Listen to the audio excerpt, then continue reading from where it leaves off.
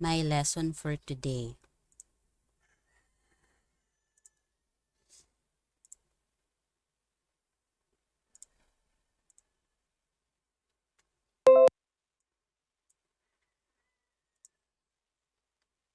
Again, good morning everyone. Welcome to CE 108 Hydraulics. So, natapos tayo doon sa unang parte ng hydraulics na kung saan tayo ay kukuha lamang ng mga liquid properties, yung density, specific gravity, unit weight, tapos yung iba pa doon. Okay? So, I hope nasagutan nyo na yung activity number 1. Pero parang tatatlo pa lang sa inyo yung nakakapag-submit. Pakisagutan po yun para makahabol kayo dito sa mga susunod na lesson. Kasi doon naman magsisimula yung pundasyon ng lahat ng topics on hydraulics. So please do answer activity number 1. So for the next topic kasi i-introduce ko na kayo agad sa hydrostatics. This will be our last topic for prelim. Mahaba ito since ang dami nating problem solving na gagawin dito. So ila-lecture ko na ito sa inyo tapos para sa susunod, more on problem solving na lang tayo. Kasi doon naman talaga mahasa ang ating kagalingan sa pagsosolve ng hydraulic problems. Okay? So for the outline of topics, we have here the definition of pressure, the difference of absolute gauge and atmospheric pressure, and the pressure head. So at the end of this topic, syempre malalaman nyo kung ano yung definition ng pressure, kung ano yung paano natin na-explain yung absolute, gauge, and atmospheric pressure, saka kung paano tayo mag-solve on the problems regarding pressure head. So for the introduction, the term pressure refers to the effects of a force acting against and distributed over a surface. The force may be exerted by a solid, liquid, or gas. Often, the force causing a pressure is simply the weight of the material. Pressure is a very important factor in many fluid mechanics and hydraulics problems. As will be related subsequently in this chapter, pressure exerted by a fluid varies directly with depth. Hence, the pressure at the bottom of a dam is considerably greater than that near the top of the dam, and enormous pressures can act on a submarine at the ocean's bottom. Needless to say, pressure effects such as these must be taken into account in designing structures such as dams and submarines. So, haba nung kanyang introduction. Ibig ko lamang sabihin dito, ang ating pressure, the term pressure from your as you can recall from your strength of materials, nag-i-strength na ba kayo? Or sa structural, ang pressure baga is the force per unit area. So suppose this is your area of ma-exertan ng force So for example, ganyan yan.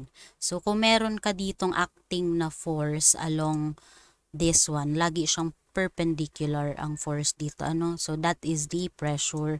Ang pressure na mararamdaman mo is all throughout this type of area. So kumbaga P is equal to force over area.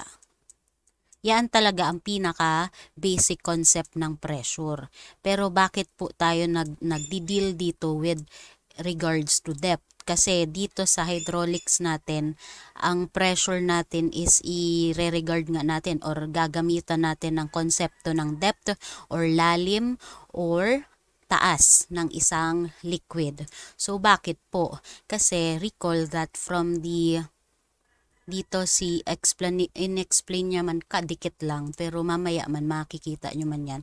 Pero suppose this is your surface, kung halimbawa river yan or dagat, di kulay blue tapos habang papunta tayo sa ilalim niyan, so ito yung bottom ko, say for example yung mga sand o buhanginan yan tapos ito yung tubig, halimbawa ma-swimming ka ganyan. So ang pressure at this point is always zero kasi atmosphere ka naman dyan. So, habang tumataas ay habang lumalalim, pataas ng pataas yung ating pressure. So, the pressure at this point is greater. So, ang ibig niyang sabihin, di ba, dito sa, varies directly with depth. So, pressure at the bottom of a dam is considerably greater. Kahit hindi sa dam, kahit sa mga surface ng water, I mean kahit sa river, oceans, kung saan pa mang anyong tubig na ganyan. So the greater yung kanyang pressure at the bottom. So hindi ka pwedeng mag-assume na dito yung greatest niya, no? So dito tayo. So kaya ko consider nga yung mga design ng dams, reservoir, yung mga tawag dito, yung mga retaining walls along yung mga pang-slope protection kasi nga i-consider mo na mas grabe yung epekto ng tubig or ng lupa dito sa bottom na ito. Kaya baga nakikita nyo ang mga yung sa river banks, 'di ba? Mas malaki yung kanyang hukay dito sa ilalim. Ganyan ang shape niya. Kasi nga ayun na nga, mas malaki yung pressure na mararamdaman dito. So, introduction pa lang naman yan. Mamaya makikita nyo man kung paano mangyayari ang mga bagay-bagay. Okay? So, for the definition of pressure, here, pressure is defined as the force per unit area exerted by a liquid or gas on a body of surface with the force acting at right angles to the surface uniformly in all directions. So, yun na nga, as I have said earlier, the force per unit area is the pressure. So, ito yung area na kinoconsider mo kahit bilog or rectangle pa man yan. Basta may area na naandyan sa ating figure. So, yun naman yung force per unit area. Again, paulit-ulit na lang si ma'am. Pero in English system, the pressure unit is in pounds per square inch or PSI. So PSI is pound per square inch. Zoom ko. Yan, para mas makita. In international usage naman, pressure is in kilograms per square centimeter. So, international usage yan, kg over cm squared. Pero usually kasi ang ginagamit natin na unit of measurement is either English or International System or SI. So, yung SI naman is usually Newton per square meter or mas kilala sa tawag na Pascal. So, ang aking punto dito is that ang unit of pressure nga is since force siya, so force is Newton, tapos yung area niya is naka-square meter. Or kung naka-English naman, pound yung force, ang area is in square inch. So para malinaw lamang po sa lahat na kapag may given na pressure, alam nyo na kaagad dapat na kung anong klaseng unit of measurement yan. Huwag po kayo malilito. Doon sa unang lesson, doon sa activity number 1, napakarami dong problems na pagko-convertin ka lang kung paano i-convert yung inch or yung square meter to centimeter, ganyan. Kasi may mga problem doon na direct lang, conversion. Pero since gusto ko nga masanay kayo kung paano magdi-deal with the different system or unit of system, so isinulat ko na lang dito, para malinaw. Pero I think kayang-kaya nyo naman yan intindihin kasi pressure, dapat alam nyo lang kung ano yung pressure, kung ano yung force, kung ano yung area. So, yun lang, okay? So, for the next, here, principle, we have the Pascal's Law. Pascal's Law was developed by French mathematician na si Blaise Pascal. Sabi ni Blaise Pascal, the pressure on a fluid is equal in all directions and in all parts of the container. Ano po ba yun? Sige, tingnan natin dito sa figure na ito. As you can see, yung kanyang dalawang vessel, dalawang cylinder na makikita nyo dito sa figure. So, yung isa mas maliit. Ano, ito. Kesa dito sa pangalawa, mas malaki. Mukha naman talaga siya malaki. Ano?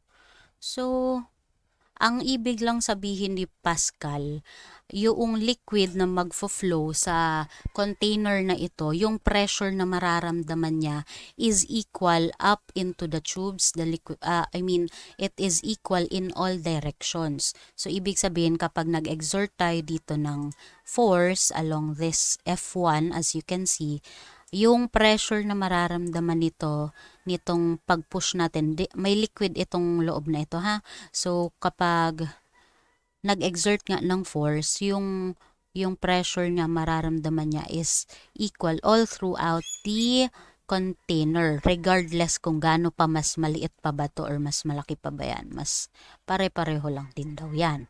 So, the liquid rises to the same level in all tubes regardless of the shape or angle of the tube. So, sa makatuwid, kapag ipinush natin siya dito downward, itong force 1, ang tendency nga ni liquid ay i-transfer yung kanyang force papunta dito since nag-exert ka na nga ng force and ng pressure. So, ang tendency ni force 1 dito is i-counterpart ni F2. So, matutulak siya pataas. So, kung ito pababa, matutulak niya lang naman si F2 pataas. Kasi nga, due to pressure, ang pressure na nararamdaman all throughout is namamayani or naandyan lang sa loob ng liquid na yan. So, from that principle ni Pascal, nasabi niya na yung F2 parang naka-pressure ka kasi. So, P is equal to F over A, diba? So, pressure at point 1 is equal to F1 over A1 is equal to the force 2 at A2 over A2. So, ito lang din naman yan. Dito nakuha yung itong formula na yan. So, I think naiintindihan nyo naman siguro. So, from that principle ni Pascal, nagkaroon tayo ng iba't ibang pag-aaral ngayon tungkol sa kung ano ba talaga ang meaning ng pressure at kung totoo ba talaga itong pinagsasasabi ni Pascal. So, from that, nagkaroon tayo ng iba't ibang klase ng measuring devices measuring devices kung paano nga nasusukat ang isang pressure at liquid, okay? So, for the first type of pressure measuring device, we have gauge pressure. Mamaya yung absolute sa ibaba, okay? So, yung gauge pressure or relative pressure, mas kilala din siya sa tawag na relative pressure, is the pressure above or below the atmosphere and can be measured by pressure gauge or manometers. So, ibig sabihin, ang gauge pressure daw pala ay nasusukat gamit ng pressure gauge or simply manometers. Ano po ba yon? So, meron tayo kasi ditong example ng dalawang gauge pressure. For small pressure or sa makatuwid, yung mga maliliit lang na amount ng pressure, pwede natin siyang gamitan ng U-tube manometer. So, it consists of a U-shaped tube with one end connected to the container and the other open to the atmosphere, filled with a liquid, such as water, oil, or mercury. The difference in the liquid surface levels in the two manometer legs indicates the pressure difference from local atmospheric conditions. So, mamaya meron tayo ditong mga video kung paano ginagamit itong YouTube manometer na ito. So, siguro doon na lang siya may explain further. Pero for small pressure lang yon, usually ito daw ang ginagamit. From the figure itself, kaya siya tinawag na U manometer kasi nga, ang shape niya is U. Diba? Ang galing. So, for higher pressure naman, ang ginagamit usually pang malakasan na to, pang malakihang pressure na yan, Bourdon gauge. Or it is named after the French inventor, si Eugene Bourdon. Bourdon? basta yun na yun, is used. This consists of a hollow metal tube with an oval cross-section bent in the shape of a hook. One end of the tube is closed, the other open and connected to the measurement region. So, ganito po yung itsura ng ating Bourdon gauge. So, meron siyang hook na ganyan. So, bago tayo mag-proceed doon sa next type ng pressure, ipapapanood ko na lang sa inyo siguro itong ating susunod na manometer. Kung paano ginagamit itong YouTube manometer. So, wait lang.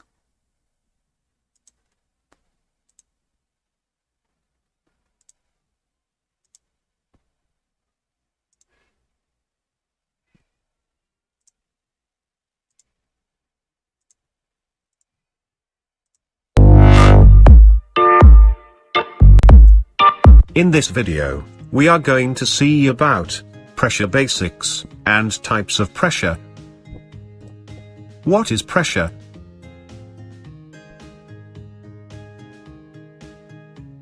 Pressure is the physical force exerted on an object. Consider an object on which a force is acting perpendicular to the surface.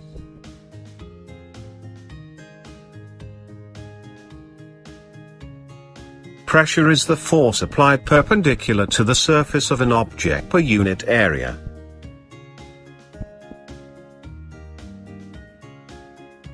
Area is A, force is F, and pressure is P.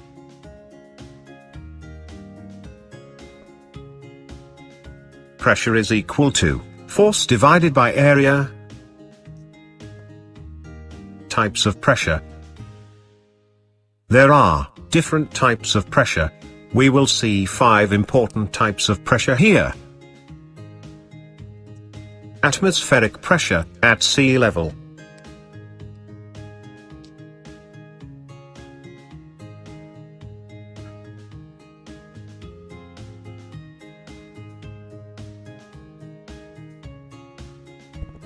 Gauge pressure is the pressure above atmosphere.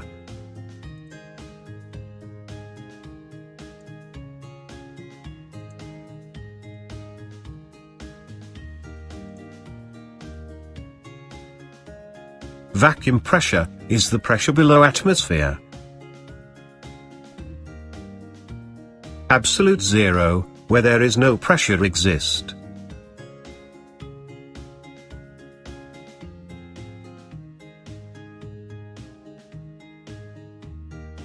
Absolute pressure is the pressure above absolute zero.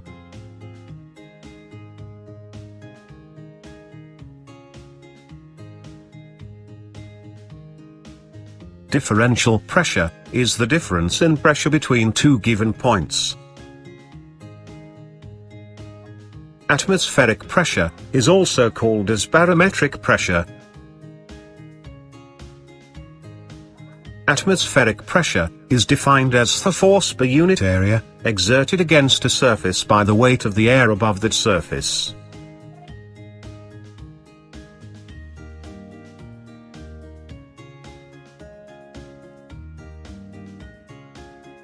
Pressure at sea level is approximately 1 atm.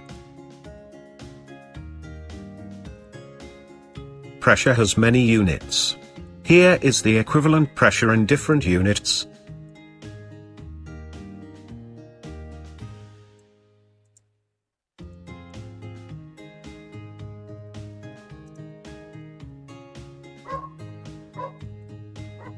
Gauge pressure is the pressure relative to atmosphere.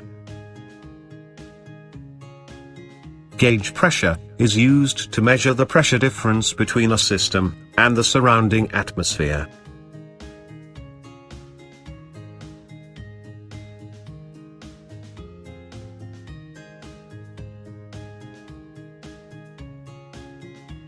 That's why the reading of pressure gauge is showing 0 at atmosphere.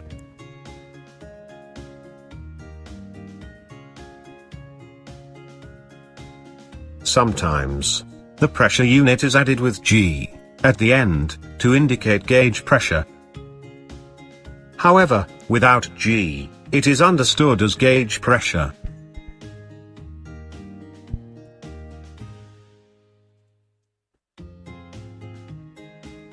Pressure below the atmospheric pressure is called as vacuum pressure. Vacuum pressure is also known as negative gauge pressure.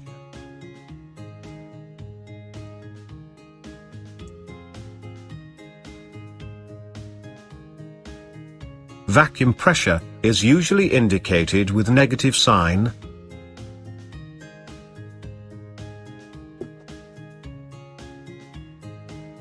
Perfect vacuum is never possible in practice. It is not observed anywhere in the universe.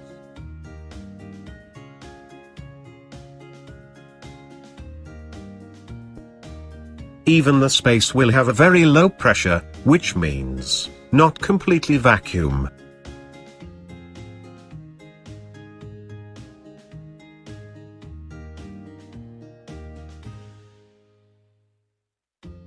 Pressure above absolute zero is called as absolute pressure.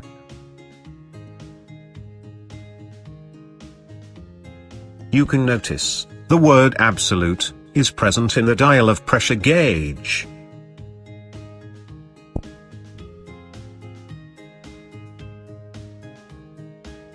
Absolute pressure is equal to atmospheric pressure plus gauge pressure.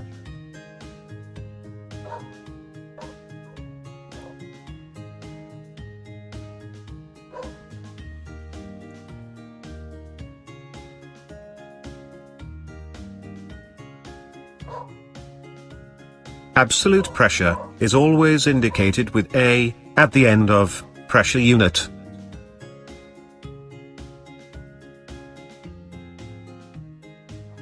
Differential pressure is the difference in pressure between 2 points.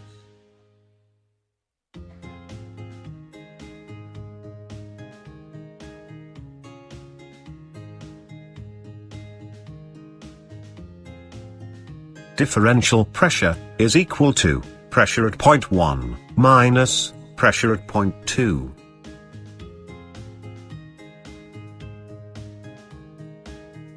Differential pressure gauge will be connected with high pressure side at one end and low pressure side at another end. The difference between high pressure side and low pressure side will be indicated in gauge.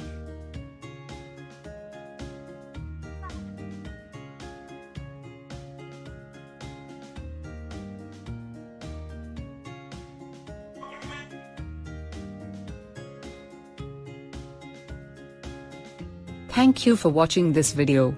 For more videos like this, please subscribe to Simple Science. You see, we edit a lot of videos.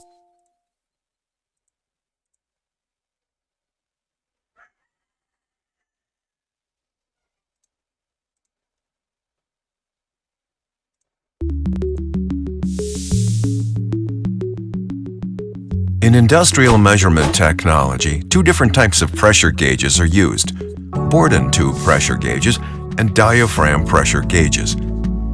They have different operating principles and are therefore suitable for different applications. With Borden tube pressure gauges, the pressure is measured by a Borden tube transmitting pressure directly to the pointer. Borden tube pressure gauges can be used in a variety of applications and cover the majority of applications. However, when Borden tube pressure gauges reach their limits, then diaphragm pressure gauges are used. In diaphragm pressure gauges, the pressure is transmitted via a wave-shaped diaphragm to a link. This then transfers the pressure to the movement. Diaphragm pressure gauges show their strengths, for example, when measuring low pressures. Due to the large diaphragm surface, measuring ranges from 16 millibar are possible. For a Borden tube pressure gauge, on the other hand, the smallest measuring range is 600 millibar. Diaphragm pressure gauges offer good protection against overload since the diaphragm can support itself against the upper flange. VICA diaphragm pressure gauges offer 5 times the overload protection as standard ones. Optionally, even much higher overload safeties can be realized. Diaphragm pressure gauges also have advantages when used with critical media. The diaphragm element can be coated with a variety of materials such as PTFE, gold, Hastelloy, and many others. This protects the instrument from aggressive media. Optionally, the lower flange can also be lined with special material. Diaphragm elements with open connecting flange are also suitable for viscous media. Due to the large cross-section of the pressure port, this cannot clog. The decision for board-and-tube or diaphragm pressure gauges thus always depends on the specific application. Here at Vika, we are happy to advise you on the right choice of pressure gauge for your application.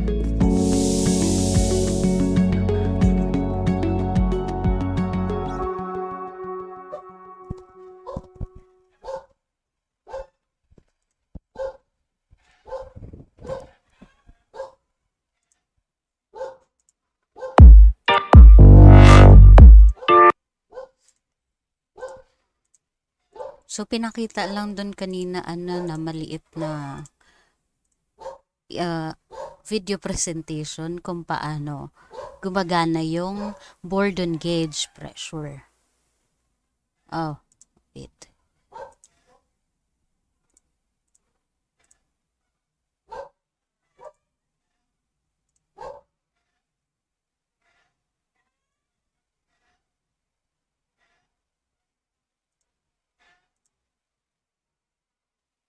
So, ayun. Natapos tayo dito kay gauge pressure. Na-explain naman doon sa unang video na ang gauge pressure daw is ginagamit para nga ma-measure yung ating pressure due to the liquid, yung liquid surface.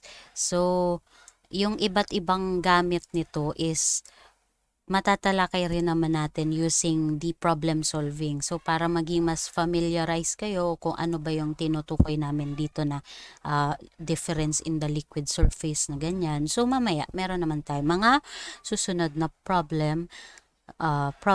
sample problems. So, for the next type of pressure here, we will introduce to you atmospheric pressure and vacuum. What is atmospheric pressure? The atmospheric pressure is the pressure at any point on the surface from the weight of the air above it. Tapos, si vacuum is a space that has all matter removed from it. So, kaya baga, imagine niyo nga doon sa vacuum cleaner nyo, 'di ba ang tendency ng vacuum is isip-sipin lahat ng air and lahat ng kahit dust na nakukuha niya. Kasi nga, ang tendency ni vacuum is humigop or kunin lahat ng matter na naandon. So, the term vacuum just refers to the space that has all matter removed from it. It is also defined as a region of space where the pressure is less than the normal atmospheric pressure of 760 mm or 29.9 inch of mercury. So, ano po ba yun? Mula dito sa ating nakuhang every Wait day. lang. So we don't get much time to answer Puro tayo emails ads. or write long proposals Okay, for skip ad. So, from this, That asan na yun?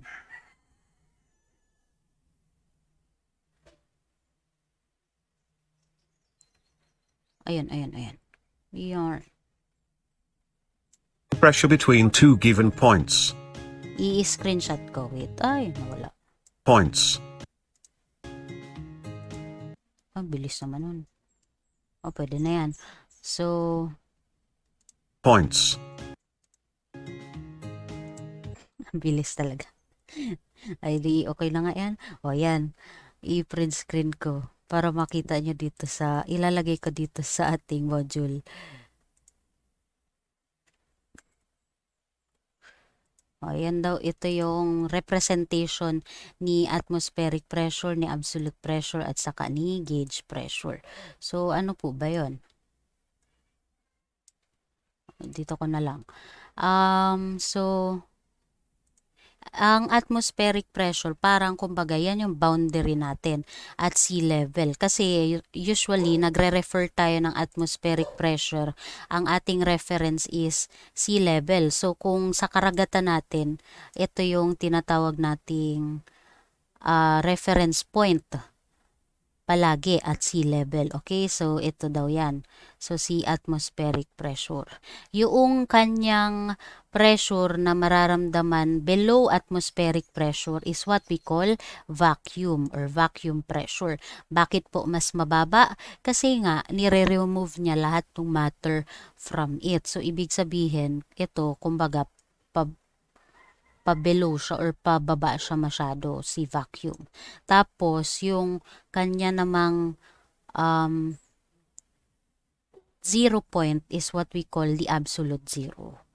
Tapos mamaya si gauge pressure ma-define din natin yan kasi meron tayo ditong formula ng atmospheric pressure and absolute pressure na ito. So, wait lang, basahin ko lang muna. So, under normal conditions at sea level, we have the atmospheric pressure. Itong atmospheric pressure na ito is equal to, lahat po itong nakikita nyo dito sa table or dito sa square na ito or rectangle na ito is the amount of 1 atmospheric pressure. So, 1 atmospheric pressure is equivalent to 2166 pound per square feet. It is also equal to 14.7 pound per square inch. It is also equal to 29.9 inches of mercury Hg. Hg is the elemental symbol for mercury, 'di ba? Sa periodic table, ganyan. So, Hg. Basta. Tapos, it is also equal to 760 millimeters or mm of mercury Hg. It is also equivalent to 101.325 kPa. So, ano po ba yung mga values na yan? Dito kasi, again, yung reference nga natin, di ba, is sea level. So, from the sea level, from different experiments and data gathering, na-establish na po ito. So, this is unit conversion na lang kung sakaling may mga given na atmospheric pressure.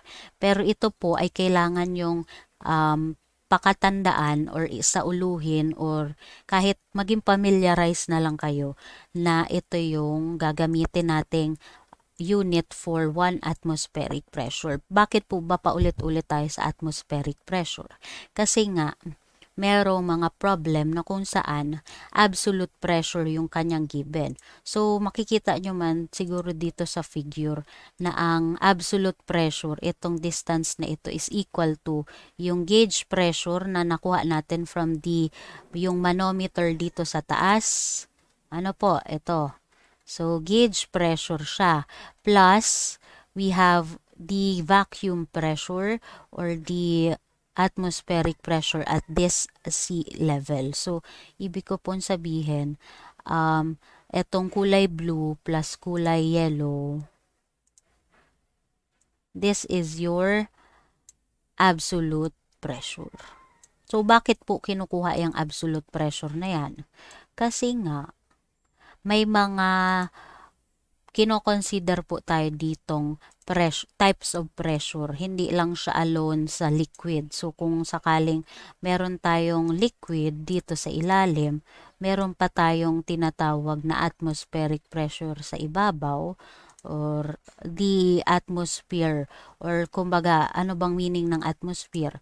'Di ba? Yun yung sa kalangitan or sa namamayani dito yung ating air, yung lahat ng nasa himpapawid, atmospheric pressure.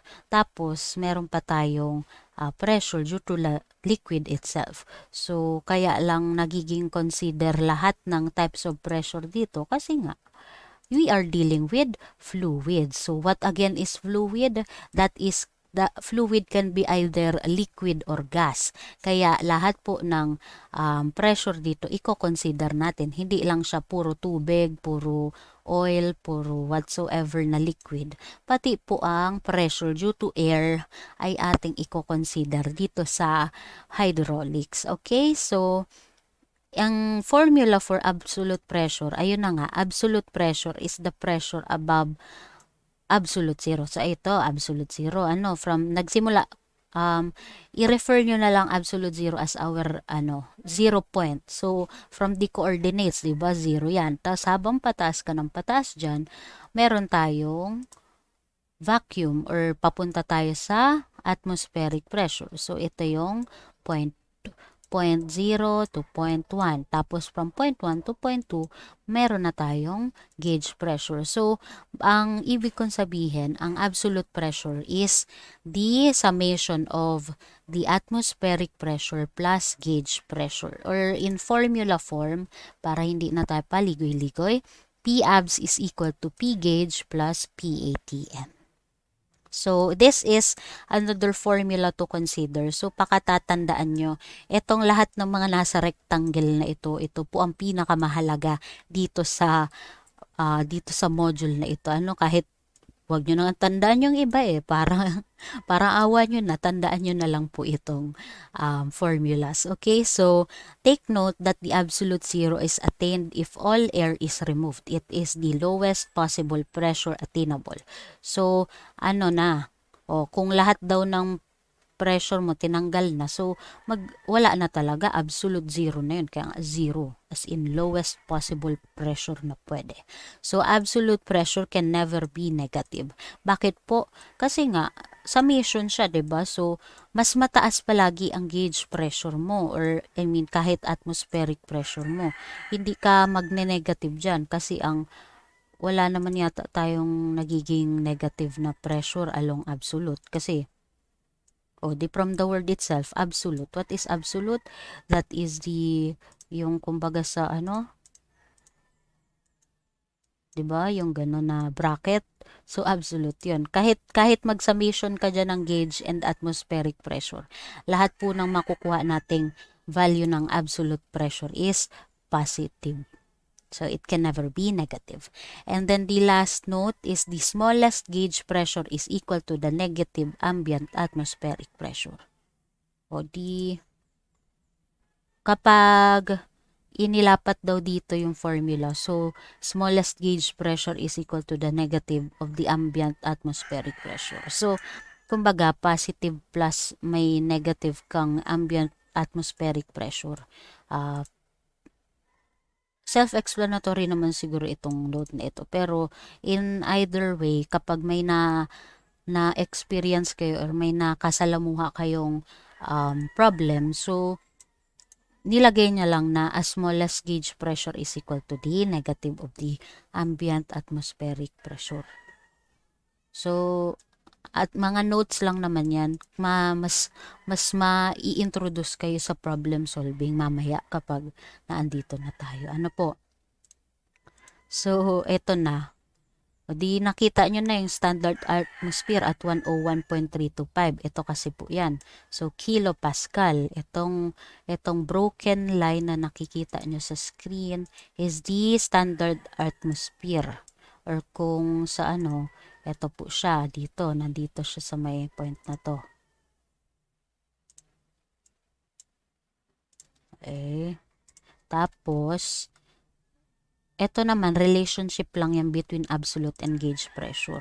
May mga value siya na nilagay. Pero, please refer also to this figure. Mas madali kasi, mas comprehensive, I think, itong figure na ito. Kasi nga, gauge pressure plus the atmospheric pressure, yun na po si absolute pressure. So, sa makatuwid, ito na, ito yung atmospheric, tapos itong taas mo is the gauge pressure, ito. Tapos ito. So, makukuha mo na yung absolute. So, ang absolute is the total of all of this. So, intindihin nyo na lang din po itong figure. And then, for the next type of device, we have Mercury Barometer. Mercury Barometer is an accurate and relatively simple way to measure changes in atmospheric pressure. At sea level, the weight of the atmospheric forces mercury 760 mm or 29.9 inch. Ano po yon? Saan po galing yon? Dito 760 mm or 29.9 inches of mercury is up a calibrated glass tube. Higher elevations yield lower readings because the atmosphere is less dense there and the thinner air exerts less pressure on the mercury. So ayun na nga, napag-alaman man na po dito sa experiments, yung sinasabi ko na under normal condition, ang isang atmospheric pressure is also equal to 760 millimeter of mercury or 29.9 inch. So, dun yun nakuha yung konsepto nito. Ito pong Mercury Barometer, I think meron tayong video dito kung paano ginagamit ang mercury para pagkuha ng ating pressure. So, isusunod ko na lang yun later, yung video na yun. So, for the next type of barometer, we have here Aneroid Barometer. In an Aneroid Barometer, a partially evacuated metal drum expands or contracts in response to changes in air pressure. A series of levers and springs translates the up and down movement of the drum top into the circular motion and the pointers along the aneroid barometer. So, ito po yung parte ng ating aneroid barometer. So, pakitingnan na lang. Pero, this is just an example, a picture. So, meron daw siya mga metal drum dyan na ginagamit para nga yung mga spring nun, gagalaw-galaw yun para makuha daw yung points or yung pressure na nga na tinatawag. So, take note that the barometer, ang minemeasure po niyan is atmospheric pressure. Kaya tayo merong device na barometer. Yung kaninang tinawag kong gauge pressure, edi from the word itself, anong minemeasure po niyan? Gauge nga, gauge pressure. So kahit gamitan mo siya ng Bourdon gauge or ng YouTube manometer, ang makukuha pa rin niyang pressure is in terms of gauge pressure. Tapos, ito naman si barometer, atmospheric pressure. So, ano po bang pinagkakaiba niyan? So, ayun na nga. From the word itself, ang kukunin niya atmospheric. Yung isa naman, gauge pressure. So, bakit ang dami pong types of pressure? Kasi nga, from the relationship nitong ating types of pressure. So, mamaya naman, ipapakita ko sa inyo kung ano yung difference saka kung paano kukunin yung atmospheric pressure or gauge pressure sa mga problem solving. So for the presentation of Mercury Barometer, ito papapanood ko sa inyo itong next slide.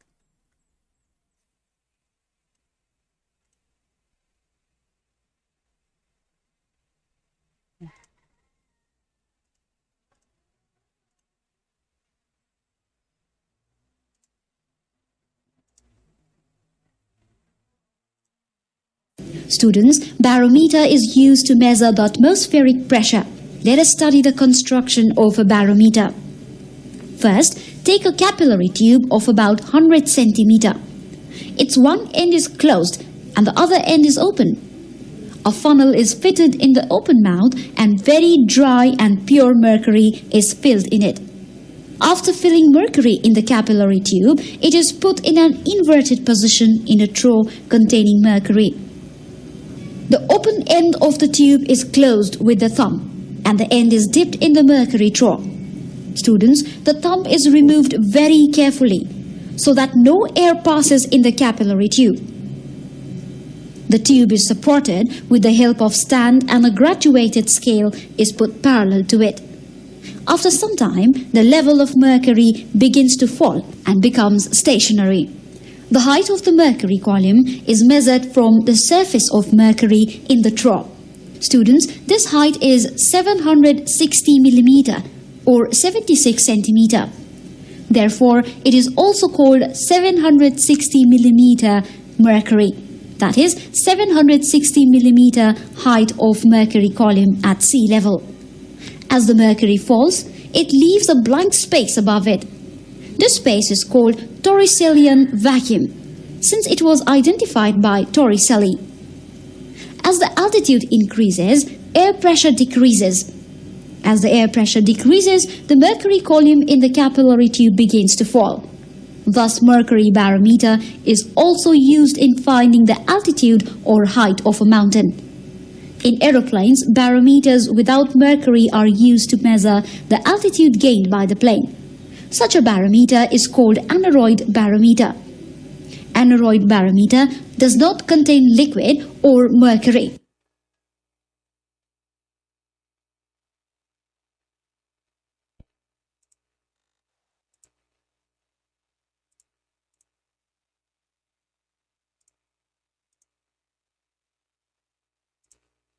A barometer is an instrument used to measure atmospheric pressure.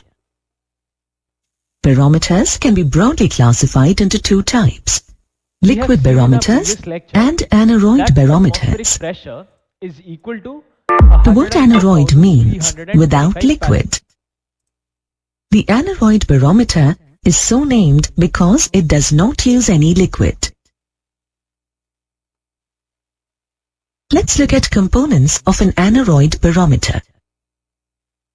An aneroid barometer uses a small, flexible, partially evacuated metal box called an aneroid cell. The top surface is made of a corrugated metallic sheet and acts as a diaphragm. The metallic box expands or contracts in accordance with the changes in the atmospheric pressure. The resulting movements of the diaphragm are magnified with the help of a system of levers. The central lever of the system of levers is fixed at the middle of the diaphragm. One end of the central lever is connected to a spring. The spring prevents the evacuated metallic box from collapsing. The other end of the central lever is connected to the other levers of the system. The system of levers is further connected to a chain that passes over a pulley. A pointer that moves over a calibrated circular scale is attached to the pulley. The system of levers, the chain and the pulley helps transfer the motion of the diaphragm to the pointer on the circular scale. A hairspring is attached to the pulley to bring the pointer back to its normal position. The circular scale is calibrated to note the reading of atmospheric pressure directly. Let us now study the working of the aneroid barometer. Small changes in external air pressure cause the cell to expand or contract. This expansion and contraction drives the levers such that the tiny movements of the diaphragm are amplified and displayed on the face of the aneroid barometer. If the atmospheric pressure increases, it pushes the diaphragm downward. The motion of the diaphragm makes the central lever move in the downward direction. This small motion of the central lever is magnified by the system of levers and the metallic chain is pulled. The metallic chain, in turn, rotates the pulley and makes the pointer move on the scale. Since the scale is calibrated, the atmospheric pressure can be directly noted. When the atmospheric pressure decreases, the metallic box expands and the chain across the pulley loosens. The hairspring connected to the pulley helps the pointer adjust itself to the new atmospheric pressure. Aneroid barometers have some advantages over liquid barometers. An aneroid barometer is light and portable and can be fixed in any plane. It is calibrated to read atmospheric pressure directly. No prior adjustments are necessary. An aneroid barometer does not contain any liquid, and hence there is no fear of the liquid spilling over.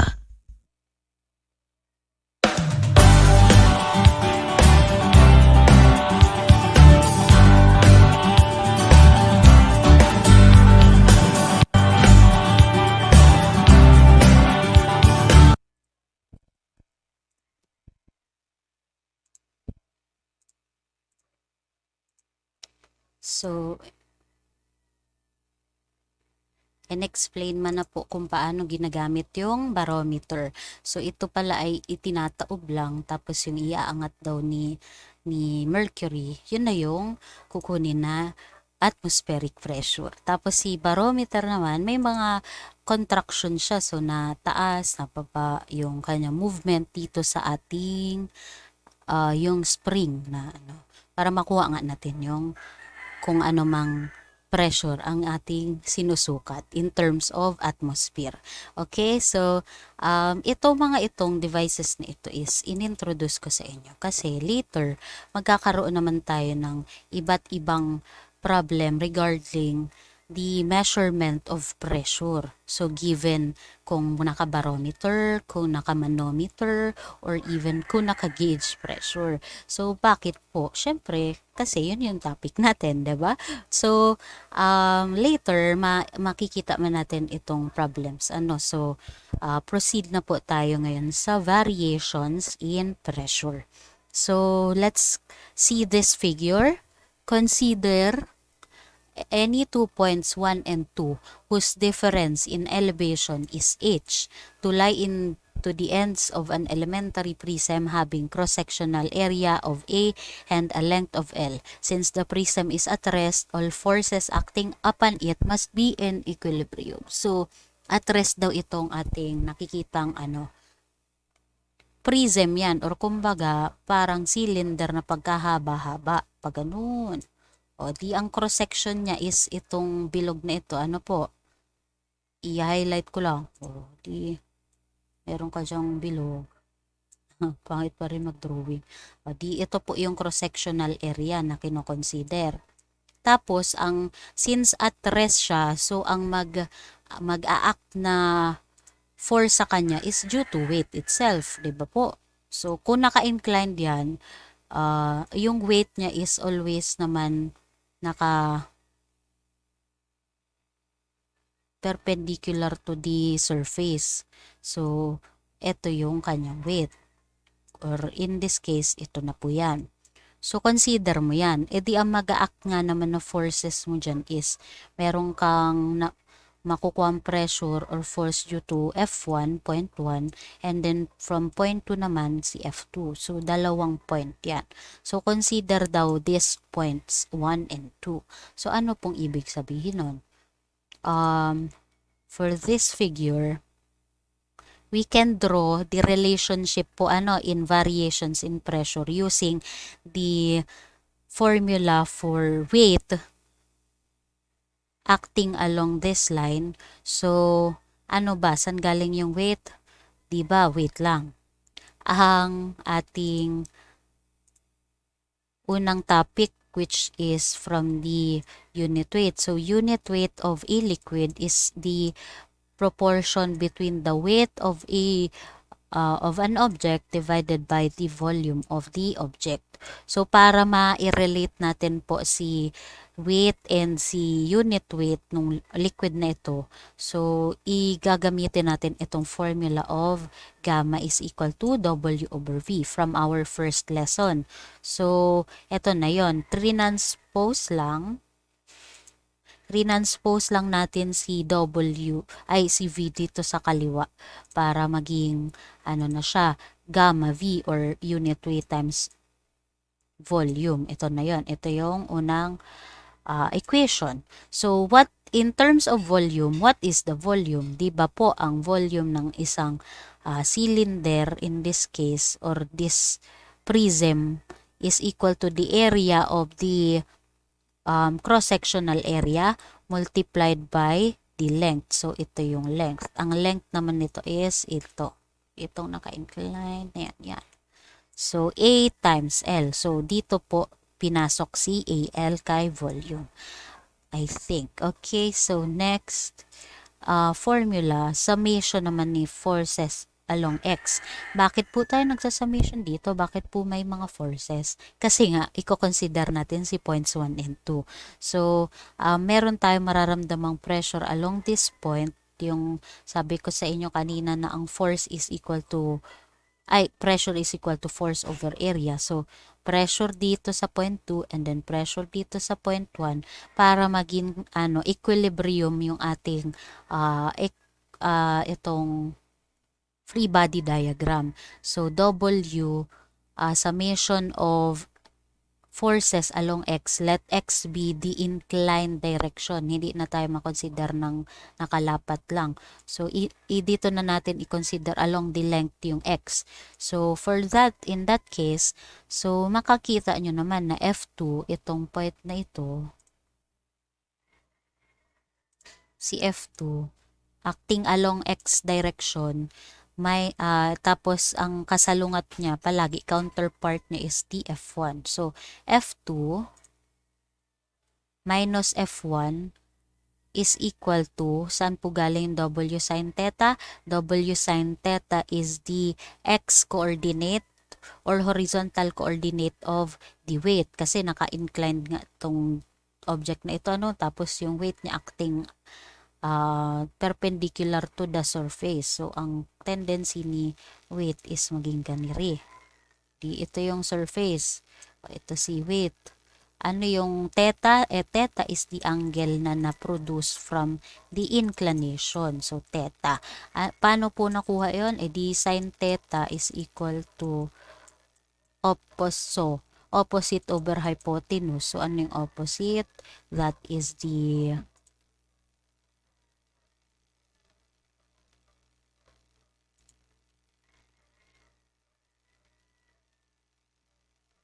x coordinate over the W. So, x coordinate of this this weight is equal to W sin theta.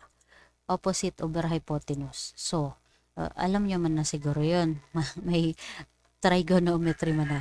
Okay, so, in terms of pressure, na-derive din natin itong P2A galing kay F over area is equal to pressure. So, i-transpose lang natin si P2 si area papunta dito para maging PA. So, F in terms of pressure and area is equal to P2A minus F1 in terms of pressure is P1A. So, again, yun yung experience po na pressure nitong dalawang point na ito. Ano po? So, papunta naman tayo kay W. W in terms of the unit weight and the volume, ito, na-explain ko na kanina, is equal to unit weight times the volume, or in this case, the area of the cross-section times the length. Tapos, sin theta, copy, okay, W sin theta. Tapos, since dito sa tatlong term na to, magkakapareho tayo ng area, so na-cancel out po yung area, anyway, kapag minultiply mo naman yan, tapos inequate mo, makikita mo rin naman na disregarded yung area niya. So, natanggal po lahat ng A, and then ang natirang ating equation is in terms of pressure na lang and the unit weight. So, pressure 2 minus pressure 1 is equal to the unit weight multiplied by L sin theta. So, natanggal na lang yung A. So, gamma L sin theta. Saan po galing yon? Dito sa equation. Dito sa free body diagram. Pero, in terms of height naman, i-relate na naman natin siya. So, in terms of height, so this is your distance between point 1 and point 2, height yon. Ito. Kita man na siguro sa figure. Ito. Ito si height mo. So, height in terms of theta. So, L sin theta. Bakit? Di ito. Tapos, meron ka dyang theta. So, ito, we can say that this point is also, this angle is also equal to theta. And what is theta? Sin theta, opposite over hypotenuse. What is the opposite? That is height, opposite ni theta, h, over what is the hypotenuse? So, L. So, in terms of height, makukuha na natin na L sin theta, C, H. Relationship na lang po yan, trigonometric functions and everything. So, I think exploration na lang din po, okay? So, L sin theta. Ayun, nakuha na natin na L sin theta nga si height. So, kaya tayo nagkaroon, finally, ng formula for pressure is equal to gamma H, or the unit weight of the liquid multiplied by the height, or the height difference between 2 points. So, sa makatuwid, kung kanina ang atin pong formula for pressure is equal to force over area, ngayon, na-derive natin siya using these types of equation into another type of formula na gagamitin natin all throughout hydraulics, which is equal to the unit weight multiplied by H. So, dito po na-derive itong formula nito. And in this case, magfo-focus na lang tayo ulit kay gamma H. Mas madali siyang tuumin, diba? Gamma H, gamma H. Lahat ng problem natin dito, gamma H lang ang gamit. Malilito lang kayo, pero gamma H pa rin ang gagamitin natin. Okay? So, okay, next, let's proceed. Therefore, the difference in pressures between any 2 points in a homogeneous fluid at rest is equal to the product of unit weight of the fluid to the vertical distance between the points. Okay, so nabanggit ko naman na. The P is gamma H. And then, another rectangle to consider. So, may tatlo na kayo, yung absolute pressure, yung atmospheric pressure. Pangatlong points to consider is the unit weight multiplied by height. That is the formula for pressure at this point. So, next na tayo. Pressure below layers of different liquids. Eto naman, paano kapag nagpatong-patong na po yung mga fluid namin dyan? Diba? Hindi naman natin masasabing homogeneous lahat ng liquid na ibibigay sa inyo. Siyempre, magkakaiba yan. So, for example, meron ka ditong tubig. So, this is your water. Tapos, sa ilalim ni water, meron pang another type of fluid na sabihin natin siya ay si mercury. So, paano po yun? Magkakaiba pa ng level, magkakaiba pa ng types ng fluid. Nakakalito naman po yun. Hindi, kaya nyo yan. So, for this, illustration lang siya. For example, kung meron kang tatlong given na liquid, tapos meron pa siyang air pressure sa taas. So, paano natin makukuha ang pressure at the bottom of the liquid? So, again, ang principle lang yan is gamma H. Diyan lang tayo palagi.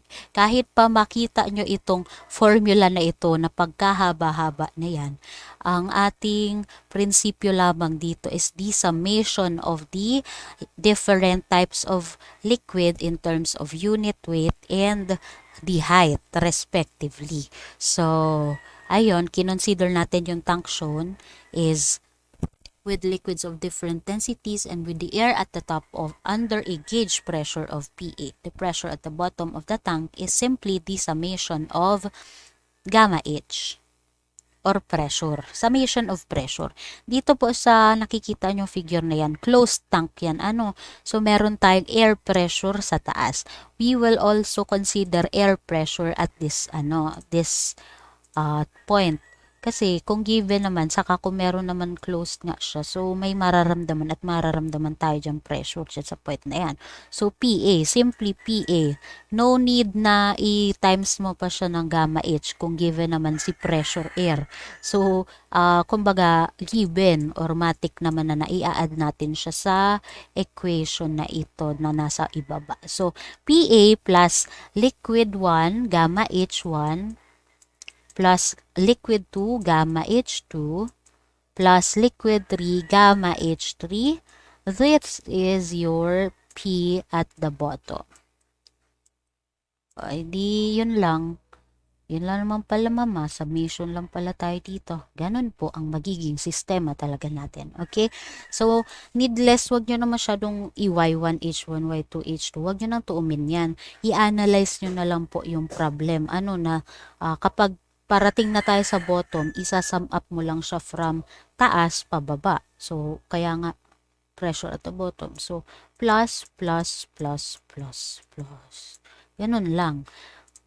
Baka ma-overwhelm kasi kayo sa dami ng formula. Ang konsepto lang naman ng pressure is the summation of unit weight times height. So, gamma H lang yan ha. Huwag kayo ma-overwhelm. Baka sisihin nyo ang haba ng formula ni ma'am. O equation 2, 4 pa. Ay, yun na ha. Basta gamma H yun. Okay, next is the pressure head. The pressure head is the height H of a column of homogeneous liquid of unit weight gamma that will produce an intensity of pressure P. So, ano po yan?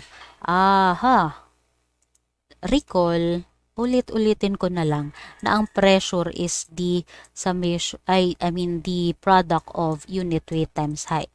Paano po nakuha yung pressure head? Ay yun yung tinatawag nating height of the liquid.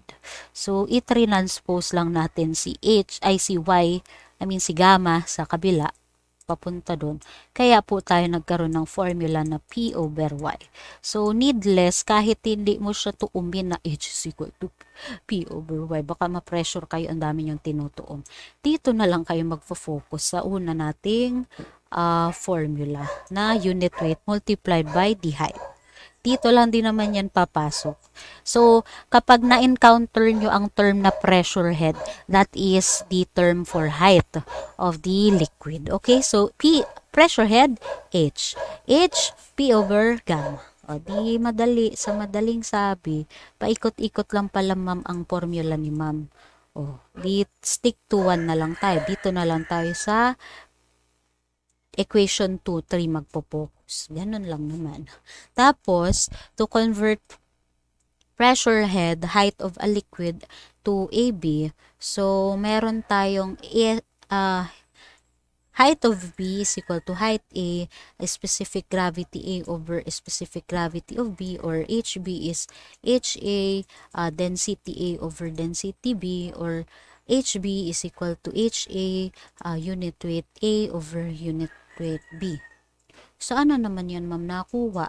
Huwag kayong mag-alala kasi kung alam niyo yung konsepto again ng pressure, dito lang din naman galing po yan. Paano ko nasabi? O, the pressure is equal to gamma H, di ba?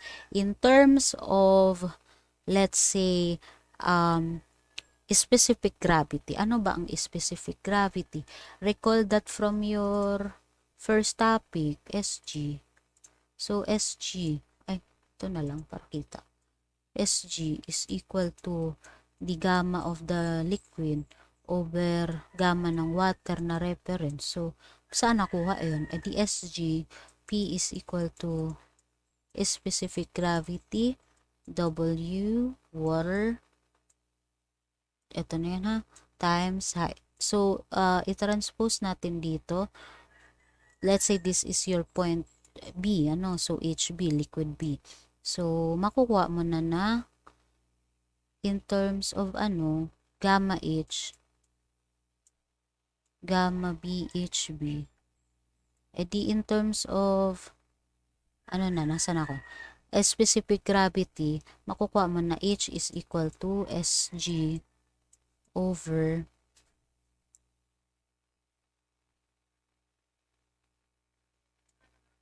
specific, wait lang, mamaya. Nalito si ma'am. ayun na, kung halimbawang ito yung dalawang dalawang magkaibang liquid. So, this is your liquid A and then this is your liquid B. So, pressure mo at this point is equal to gamma H, gamma A, height A. With sabihin natin may given siya na specific gravity. Tapos, si pressure mo naman at this point, so si gamma B, HB. So, dito lang din naman ang galing yan. So, summation of pressure, so from point 1, point A to point B, makukuha mo na gamma HA plus gamma HB. Tapos, para ma-convert nga natin yung pressure head niya, makukuha mo na itong part na ito is gamma HA. Tapos, in terms of specific gravity, this is your SG gamma W A. Tapos, ito yung SG B gamma W. So, mamaya, wait lang ha. So, ang haba kasi nitong formula na ito. Ang ibig ko lang naman sabihin yan, kapag magsasummation na tayo ng pressure along this point. So, i-add lang natin yan. So, sa mga susunod pa naman itong formula na ito, hindi pa naman ito basically dito para sa topic ko na hydrostatic fluids. Sa mga susunod pa yan. So, i-introduce ko lang kayo muna. I-explain ko na lang siya sa susunod na topics. So, ito yon. And then, to convert pressure head, height of any liquid to water, just multiplied its height by its specific gravity. So, mamaya din, makikita nyo naman yung relationship ni water sa ni liquid.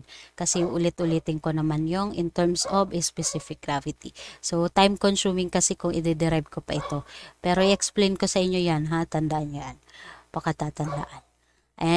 Di next, na tayo? Next na muna na tube or device.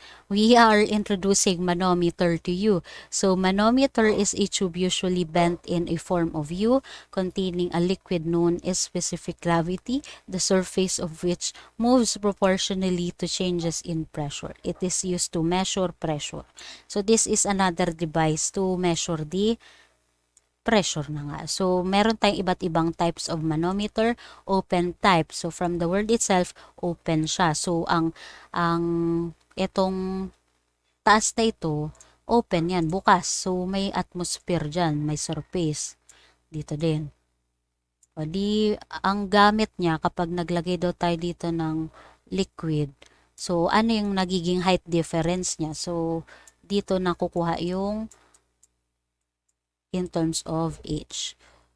Yun, ang ginagamitan ng device na to is to just measure the height differences.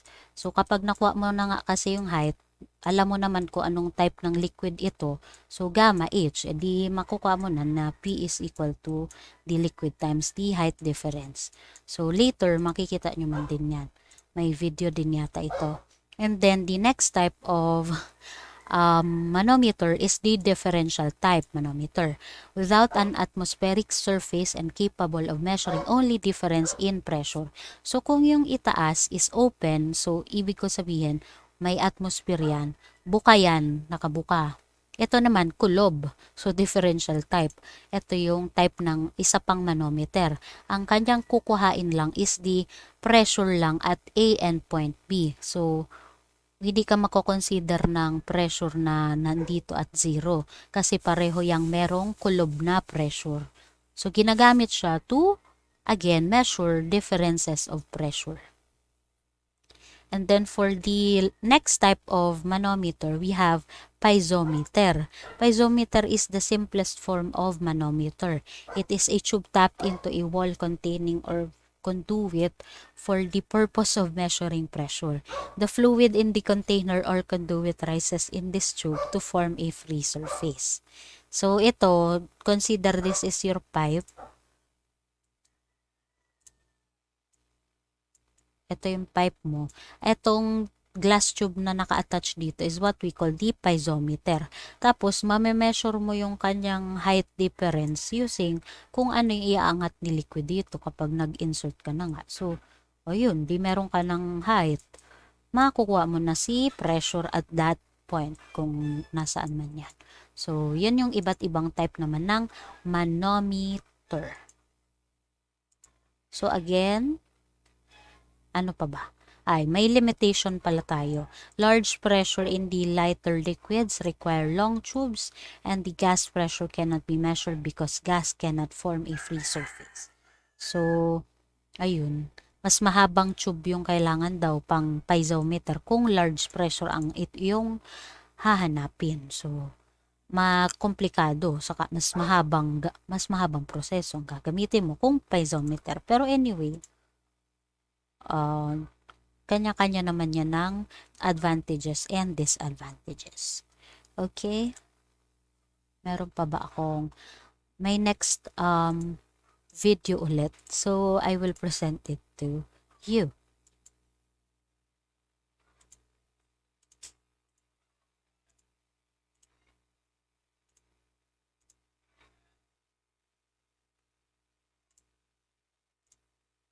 In this video, we're going to introduce you to the manometer, which is one of the oldest pressure measurement devices still in use today. A manometer is one of the most accurate devices for measuring pressure in the lower ranges. Since manometers are so accurate, they are often used as calibration standards. Some typical industrial manometer applications include fluid flow measurements, HVAC systems maintenance, residential or commercial furnace gas valve pressure measurement.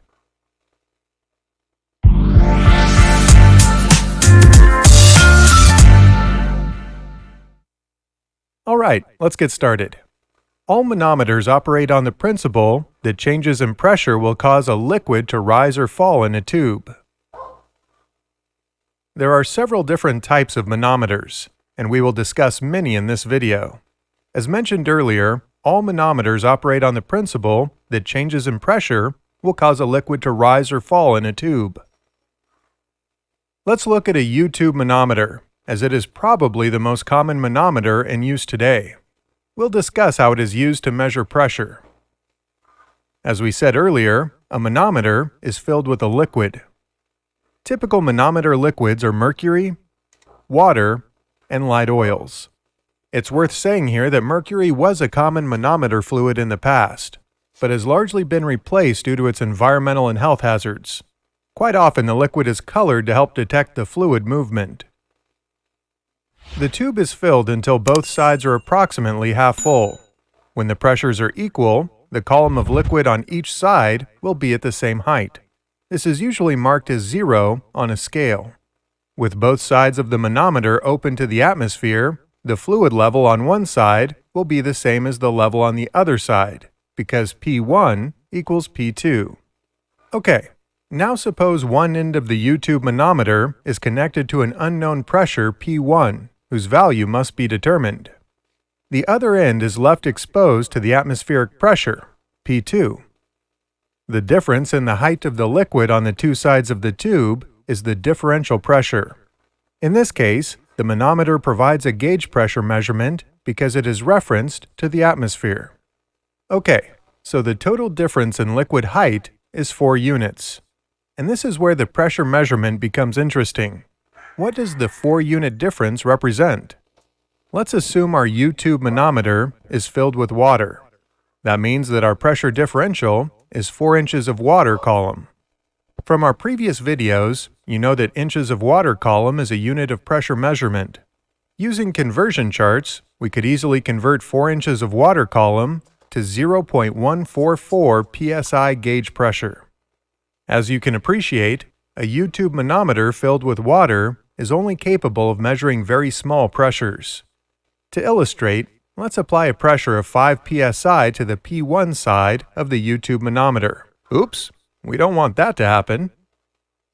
What if we wanted to accurately measure very low pressure values? If we replace the water with a Merriam red oil fluid, we will get a greater difference in liquid levels. Why is that? Water has a specific gravity or relative density of 1, while Merriam fluid is an oil and has a specific gravity of 0.83. We will get a much larger difference in liquid level with Merriam fluid, resulting in more accurate pressure measurement. In some cases, vendors will provide a U-tube manometer scaled directly in pressure units, such as kilopascals. Manometer users must be aware of meniscus error. Meniscus occurs when the particles of the liquid stick to the sides of the glass tube. Depending on the direction of pressure applied, the meniscus can be concave or convex. Either way, a reading error may occur. Let's have a look at a couple of other types of manometers. One common type of manometer is a barometer, used to predict weather conditions by measuring atmospheric pressure. A barometer consists of a glass tube with one end sealed. An evacuated tube has its open end submerged in an open container of mercury. The pressure exerted by the column of mercury is balanced by the pressure of the atmosphere. The glass tube is calibrated in pressure units. Any liquid could be used in a barometer, but mercury is used because of its high specific gravity. A mercury barometer needs to be at least 30 inches tall. A water-filled barometer would have to be more than 33 feet high. A manometer that provides even better accuracy than the U-tube manometer is the inclined manometer. This manometer has a well that contains the liquid and a transparent column. The column is mounted at an angle. The pressure is indicated by the vertical amount the liquid rises or falls in the column. Because of the incline, a small change in pressure will cause greater movement of the liquid in the column. If you want to learn more about pressure measurement, be sure to check out our other videos called DP Level Measurement Explained, What is a Pressure Sensor, and Pressure Transmitter Explained. You can find the links to these videos in the description. Okay, let's review what we've covered in this video. A manometer is one of the most accurate devices for measuring pressure in the lower ranges. Typical manometer applications include measuring pipe fluid flows, HVAC system pressure, and gas pressure. All manometers operate on the principle that changes in pressure will cause a liquid to rise or fall in a tube. Typical manometer liquids are mercury, water, and light oils. One end of a U-tube manometer is connected to an unknown pressure, while the other end is left exposed to the atmospheric pressure. The difference in the height of the liquid on the two sides of the tube is the differential pressure. Other types of manometers include the barometer and the inclined manometer. Want to learn PLC programming in an easy-to-understand format and take your career to the next level?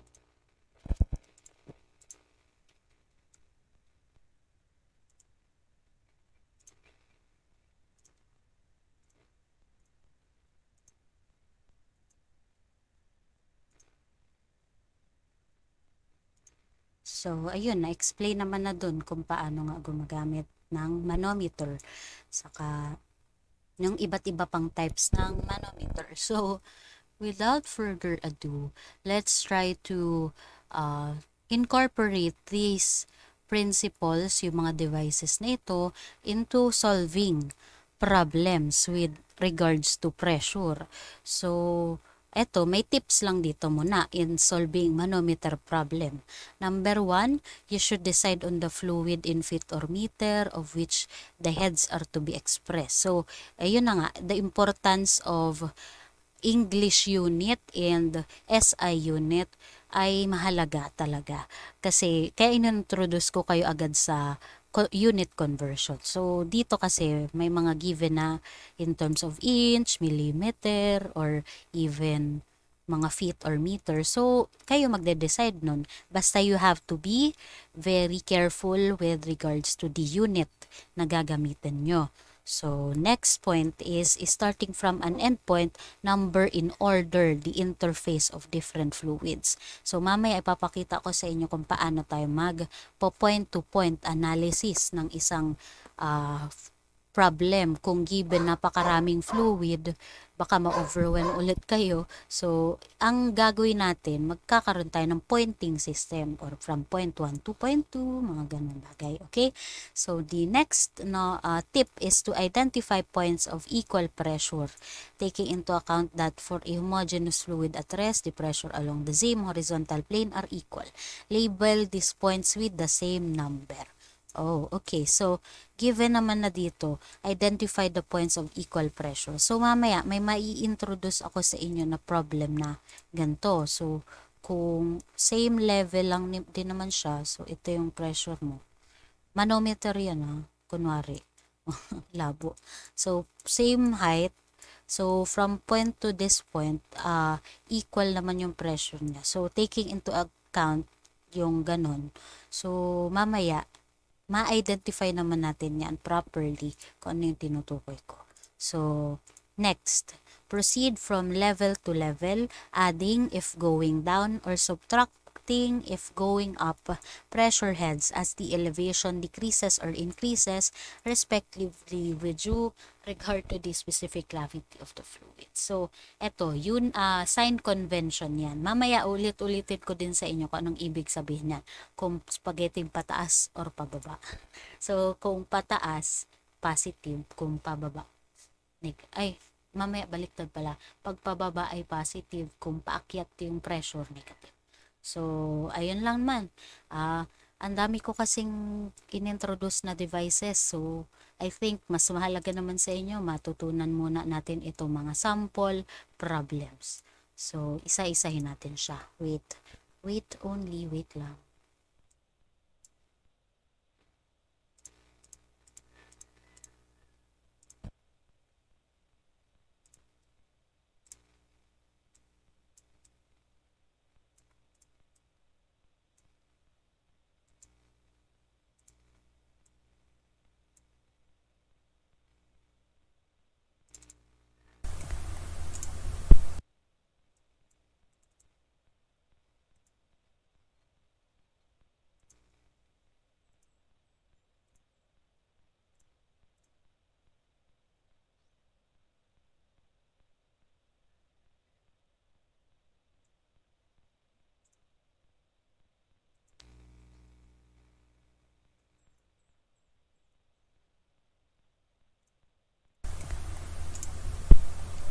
So the problem is, what is the pressure 12.5 meter below the ocean? Use specific gravity 1.03 for salt water. So ang tinatanong dito is the pressure. Given ano daw yung pressure na yon sa tubig dagat. So we are talking about the depth of 12.5 meter sa ocean. Okay, so given is, let's write down first the given. The given height of 12 meters. So h is equal to 12.5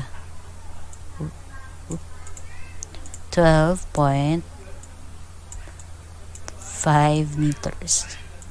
Point yan. Tapos, specific gravity. So, given SG. So, SG is equal to 1.03. Salt water kasi ang tinutukoy. So, let's try to illustrate the given. Dito kasi, say, for example, this is the surface of the ocean. Dagat, ganyan. Tapos, this is the height at 12.5 meter. Ito yung boundary ng 12.5. So, sulat ko. So, for our height of 12.5 meters. 12.5. Yes. Okay. So, ang tinatanong is ano yung pressure dito sa point na ito. And we know that kapag sumisisid tayo, 'di ba? Mas mababa, mas malalim, mas tumataas yung pressure. Nararamdaman natin 'yan sa ating mga tenga, tama po ba? O pag sumisid ka diyan, etong point na to, syempre zero ang pressure mo diyan kasi free atmosphere naman 'yan. Pero habang sumisisid at sumisisid tayo diyan sa ilalim, ito yung point ng 12.5. So, mas mataas yung kanyang pressure. So, I will just draw the free body diagram of the pressure. Okay? So, P at this point is still missing. So, yun yung tinatanong. And we know that the formula for the pressure is equal to the, in terms of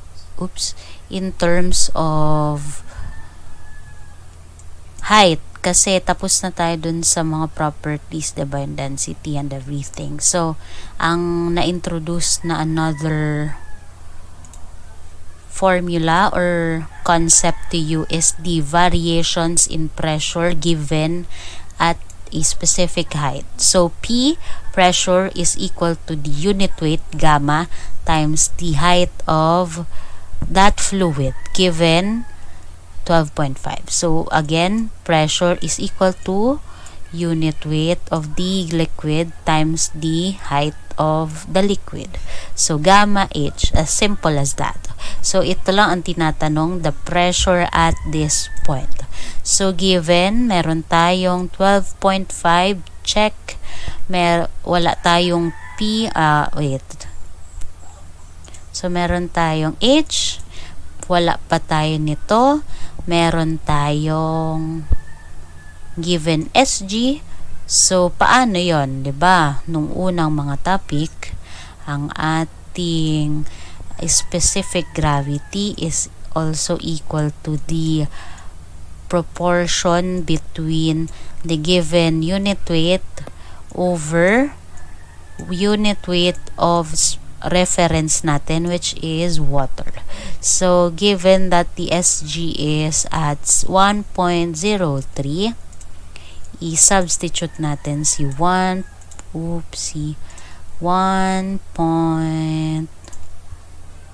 grabe, struggle is real, 0.03 dito. And what is the unit weight of water? Again, the unit weight of water is palaging pakatatandaan at 9810, that is in Newton per cubic meter. So, meron tayong SG, multiply mo sa 9810, makukuha mo na ang unit weight nitong liquid na to at salt water is 10 104.3,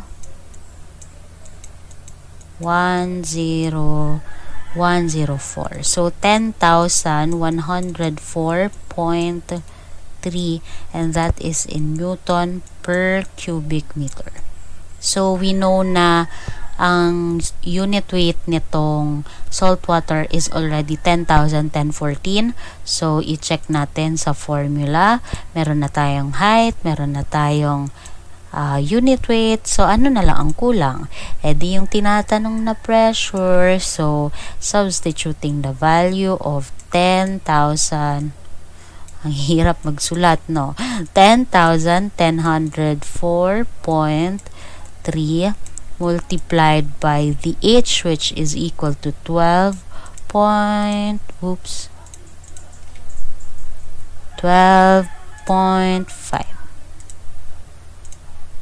Kaya mo yan, 12.5. So, 10,10,4.3 times 10, 12.5.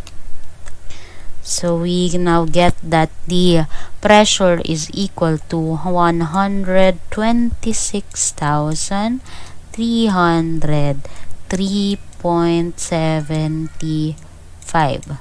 And that is in Newton per square meter. kasi unit analysis again. 12.5 is in meter, then 10.4.3 is in Newton per cubic meter. So, cancel out the another meter. Magkakaroon ka na lang ng exponent na 2. So, the pressure is 126,303.75 Newton per square meter, or mas kilala siya sa tawag na Pascal. So, this is the answer for this particular problem.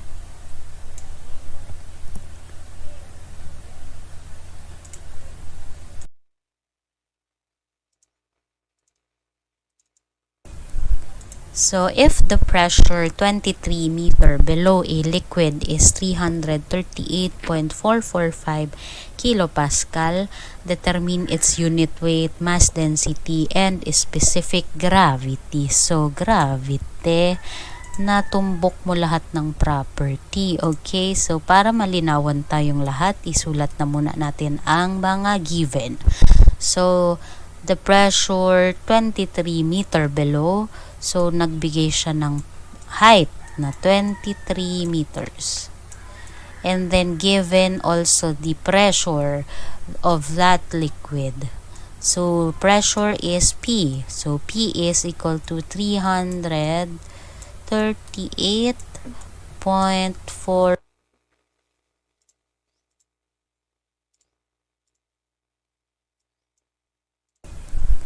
So, if the pressure 23 meter below a liquid is 338.445 kilopascal, determine its unit weight, mass density, and specific gravity. So, gravity, natumbok mo lahat ng property. Okay, so para malinawan tayong lahat, isulat na muna natin ang mga given.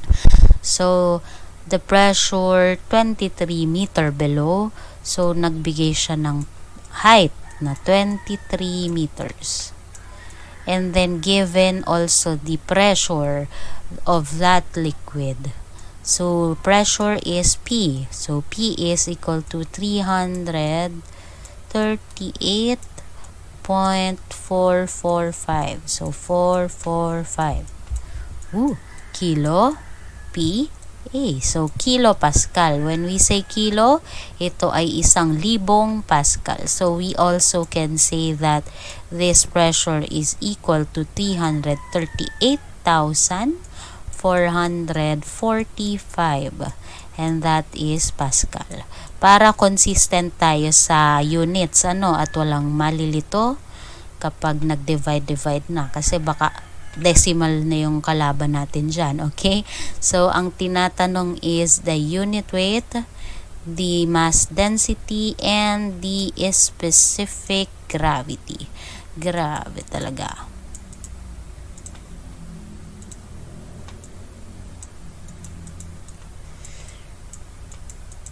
Yes. Kailangan may question mark. Okay? So, the solution, anong uunahin nating property na i-consider? Syempre, si pressure. So, what is the formula for pressure at a given height? So, pressure is equal to the specific weight or unit weight of a liquid multiplied by its height. Ma'am, saan nakuha yan? Doon sa concept ng pressure at a given height. So, let's say this is your liquid at ito yung surface ng liquid. Tapos ito yung height na 23 meters. So, merong given na 23 meter. So, ang tinatanong, ang given na pressure is at this point. So, this is the P at 338 kilopascal. So, meron tayong given nga na na pressure. KPA. Syempre, masasubstitute natin agad si 338,000 dito sa ang tawag dito sa formula na ito. So, we can say that the P is equal to 338,445. Tapos, meron din tayong height. So, check. 23.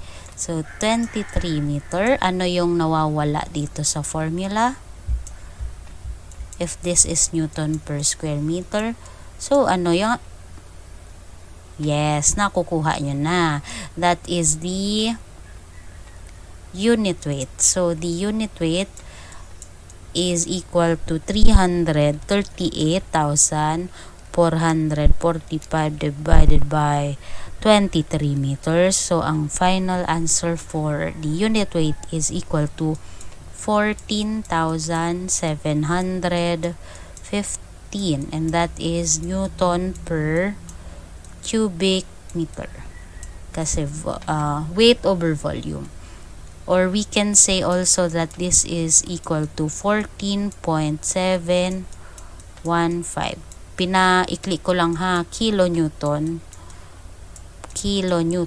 per cubic meter. Okay. Yeah. May sagot na tayong isa, di na 0. Ang tinatanong pa is the mass density or rho. May natatandaan ba kayo doon sa unang lesson? Kung wala, mag-review kayo. Ano kasi ang formula for specific weight or unit weight? Unit weight is equal to the proportion or the division between weight and volume. Or we can say that the weight is equal to the mass times acceleration due to gravity over volume. Paulit-ulit kung itatatak sa utak nyo yan. Or, may napapansin kayo, M over B. Ano ang M over B? So, that is the density times specific gravity. So, we can say that the unit weight is also equal to the density times acceleration due to gravity. So, we already have, i-check natin yarn. Meron na tayo nito. So, the unit weight is equal to 14,715, right? Tapos, ito ang nawawala, si paring density. Si acceleration due to gravity, ilan na nga si acceleration? That is 9.81 meter per second squared. So, na lang ulit ang nawawala? Ang nawawala na naman ay si density. So, density is equal to 14,715 divided by 9.81. At ang tamang sagot ay 1,500. Yes, 1,500 kilogram per cubic meter. So, this is mass over volume. So, the answer for the second question is 1,500. Ano naman yung pangatlo is specific gravity. So, again, from the properties of fluid, we have the formula for Sg at the given is specific weight or unit weight of a liquid divided by the unit weight of water, which is our reference. We also can say that this is equal to the density of the liquid over the density of water. So, any of the two, kung gusto mo, kung trip mo gamitin si 14,715, go. Kung gusto mo naman si 1,500, walang problema as long as you come up with the same correct answer. Okay, so given, substitute na natin ulit si 14,715 dito. Tapos, ilan na nga si unit weight ng water? Huwag niyong kakalimutan yan. 9,810. Ito naman. Pagpapalitin natin pareho ha. 1,500. Tapos, ilan si unit weight si density ni water, that is 1,000. So, sana pareho yan ang sagot ha. Pag hindi yan pareho, mapapahiya ako sa inyo. So, SG is equal to, let's check, 14,715 divided by 9,810, that is equal to, ay grabe, nahulaan nyo yun, 1.5. So, ito, 1,500 divided by 1,000. So, obviously, the answer is also 1.5. So, makukuha mo na double check mo pa, okay? So, the answer for this question is already answered. That is all. Thank you.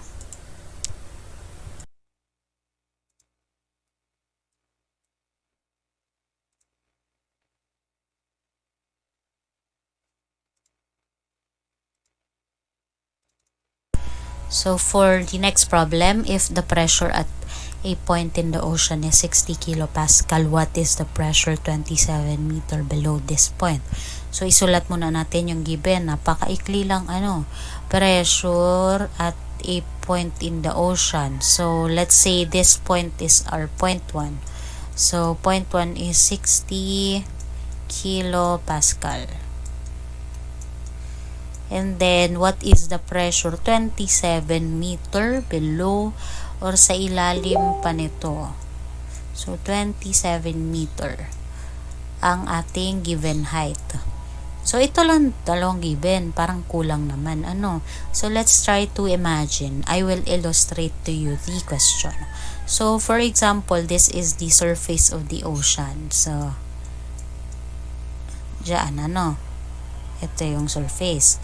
Tapos, dito daw sa ocean na ito, merong matatagpuan na point or location wherein the pressure is equal to 60 kilopascal. So, let's denote this as our P, point number 1. Since, magsimula tayong 1, bakit ba? So, the point here is 1. Ang tinatanong is the pressure 27 meter below pa this point. So, ibig sabihin, meron tayong existing na point number 2 somewhere in here. Right? Number 2. So, kumbaga, ito daw ay, ang pagitan daw nito ay 27 meters.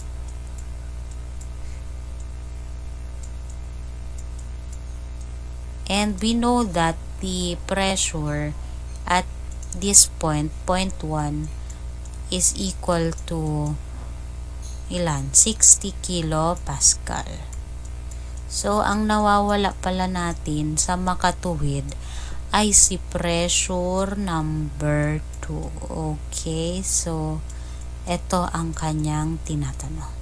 And we know that from the module, kung nakikinig kayo kanina, the formula for variations in pressure at given 2 points, 1 and 2, na-derive yun from the free body diagram ng weight and force over area ng mga bagay-bagay. So, ito na nga, ang ating P2 minus P1 is equal to the unit weight times height, or simply the difference between the pressure of these 2 points is equal to the unit weight multiplied by the distance h between these 2 points. Okay? So, gamitin natin yung formula na yan para dito. P2 minus P1 is equal to gamma h. So, imagine nga natin, may masusupply na ba tayong value? So, we have P1, so check.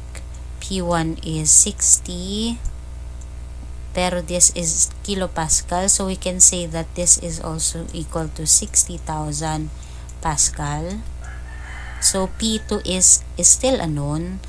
Meron din tayong height na equal to 27 meters. So, ay may nawawala pa si ma'am. Gamma. What is the specific weight of ocean?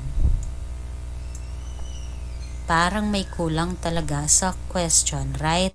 Ma'am, paano naman po itong unit weight? Hindi natin to alam. So, kahit hindi siya given dito sa problem, binanggit kasi na ocean siya. So, when we talk about ocean, pakatatandaan nyo na lang na ang density of ocean or salt water or sea water is equal to 1,025.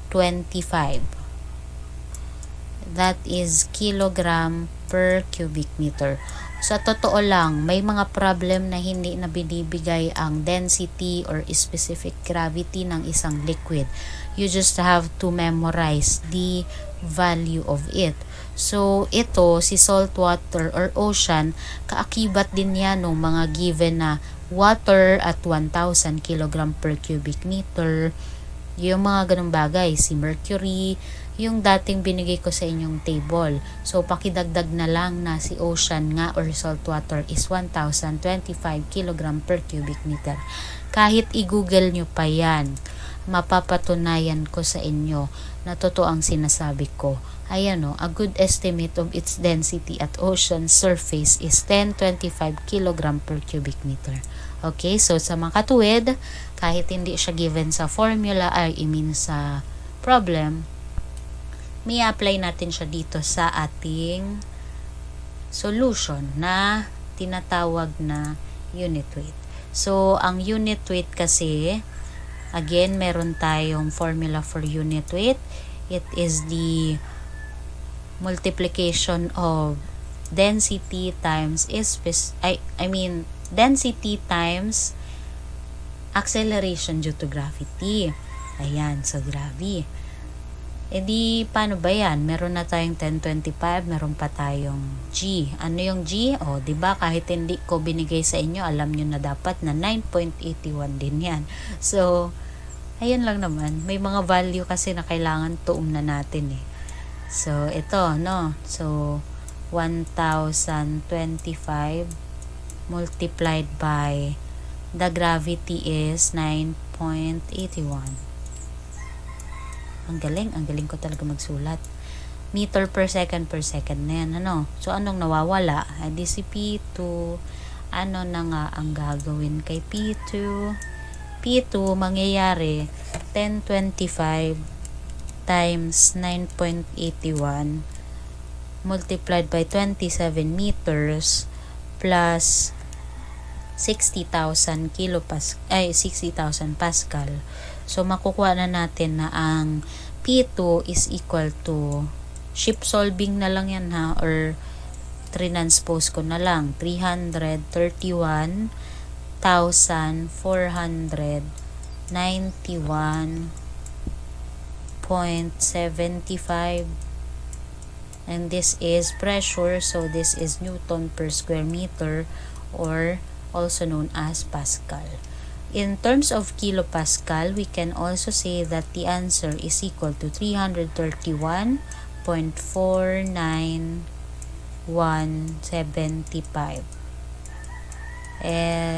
kilopascal. So, yun ang concept nito again is the pressure difference between given heights. Okay, so tingnan nyo na lang sa module yung formula na P1 minus P2. Ganun bagay. Ayan na yung sagot.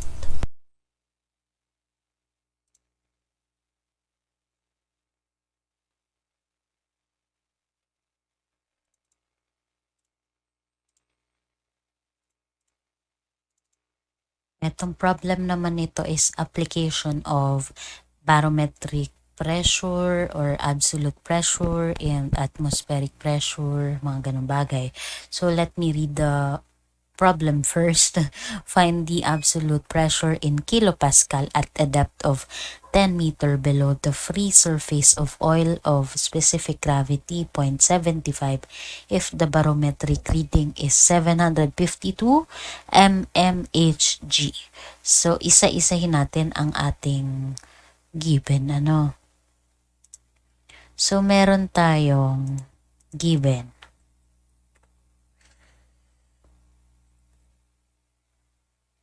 gusto ko red. Okay? So, the absolute pressure ang hinahanap. So, isulat ko na muna. The absolute is equal to what?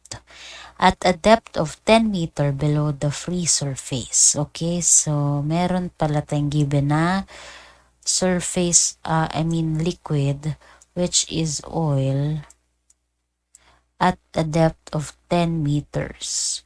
So, ito-draw ko din yung boundary niya, no? So, ito daw yung 10 meter. Kasi ito yung surface of the oil, di ba? So, meron tayong 10 meter na given. So, I will also write this from the given. Height is equal to 10 meters.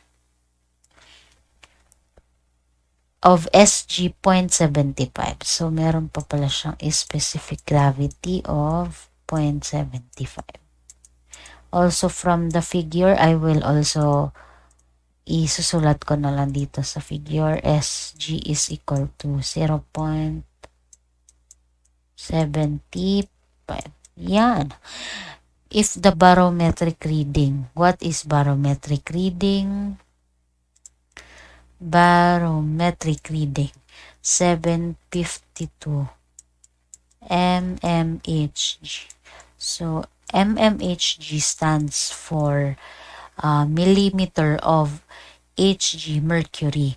So, millimeter of mercury yung naging reading nung kanyang barometer. Pero tingnan nga muna natin ulit kung anong ibig sabihin ng barometer. Barometer. From this, the Mercury Barometer is an accurate and relatively simple way to measure changes in atmospheric pressure. Ibig sabihin, ang mineasure ni barometer or barometric reading na yon is the atmospheric pressure. So we can say that this 752 mmHg is your P atmospheric. Yan, perfect kaayo. O di, meron na tayong P atmospheric, specific gravity, height. What is the absolute pressure? So, recall that from the formula for absolute pressure is equal to gauge pressure meaning that is the pressure due to the liquid itself, or in this case due to the oil itself, due to the gamma or unit weight of oil. Tapos si P atmospheric is the reading na nga nitong kung ano man itong surface ng oil na ito. So, nagkaroon tayo ng reading na 752. Ay, ayan. So, paano ba yun? Isa-isay natin itong formula. So, from the formula, P absolute is equal to P gauge. So, PGAGE plus P atmospheric. Wait, sulatan ko lang siya na solution. Solution. Yan, perfect. Tapos, ibaba ko lang siya dito para hiwalay naman siya. O yan, back. Tapos, i-zoom out ko lang. Alam mo, modification, So, this is the main formula na pagtutuusan natin para malaman nga natin si atmospheric pressure. Si absolute pressure.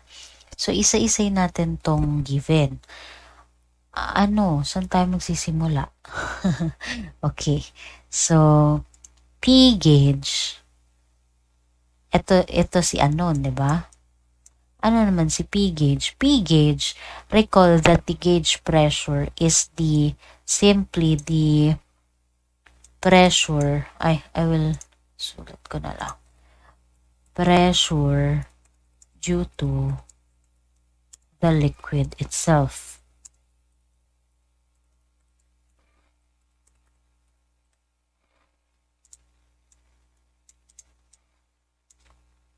So, kung sa lahat ng problem natin ang i-recall ko sa inyo na ang kinukuha natin dito usually is the gauge pressure. Paano ko nasabi? Doon kasi yun applicable yung liquid. Ano ba liquid ang kinukuha natin? 'Di ba?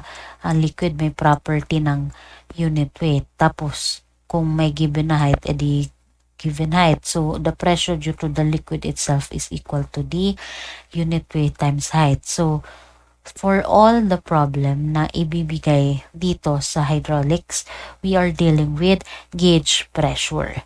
Ibang kaso na lang yun kung meron tayong atmospheric and absolute pressure. Meaning, kapag isa sa dalawang ito ang given, kailangan nating isakripisyo or kailangan natin hanapin yung pangatlong nawawala. In this case, absolute pressure ang nawawala. Given si atmospheric of 752. So, ito, papasok siya dito. Tapos, si pressure gauge is the pressure due to the liquid itself. Dito, papasok si oil. Okay? So, nagigets mo na siguro ako. Another pointers.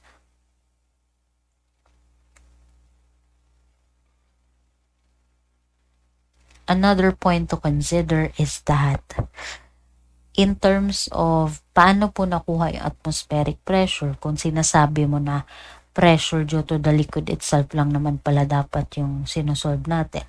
Remember that for every surface, meron tayo dyang na-accumulate na air pressure. Siyempre, hindi lang siya particular sa open space or sa closed space. Minsan kapag meron na tayong barometric reading, so minsan na sasama na siya sa atmospheric pressure. So itong airspace na to nag-a-accumulate or dumadagdag siya sa pressure na nararamdaman ng point na ito. Kasi dito kinuha yung barometric reading, diba? 10 meter below. So, kumbaga, the P atmospheric is, from the word itself, it came from the pressure due to the atmosphere.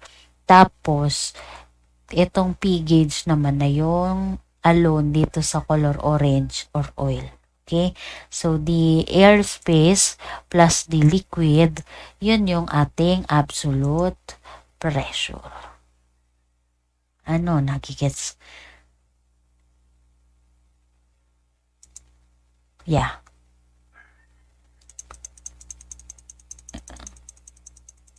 Hindi walang ano-ano eh. Pwede na nating sabihin na makukuha natin si gauge pressure kasi given naman yung liquid. Tapos, si atmospheric pressure medyo complicated kasi naka mmHg siya. So, what is mmHg? That is a unit of atmospheric pressure na naka millimeter mercury. Pero kasi ang kinukuha natin, kinukonsider natin na unit dito is in terms of kilopascal. Kasi makakakuha ka ng specific gravity sa kanang unit weight at kilonewton, 'di ba? Kilonewton per cubic meter. So paano mo siya makukuha kung ang given mo ay 752 mmHg?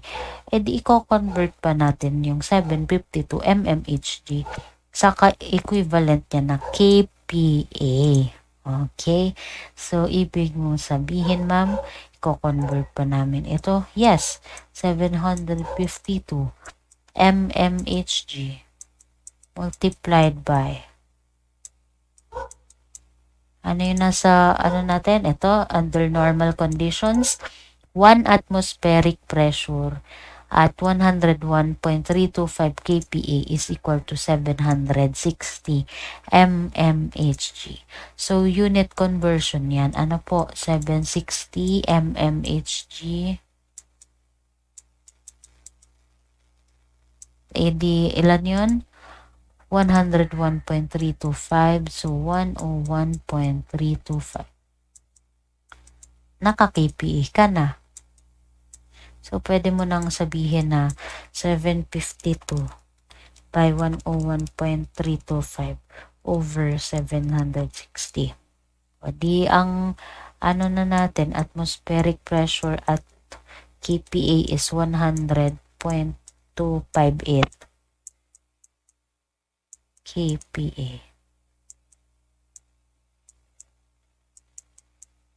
100 of 0.258 kilopascal na yan, ha.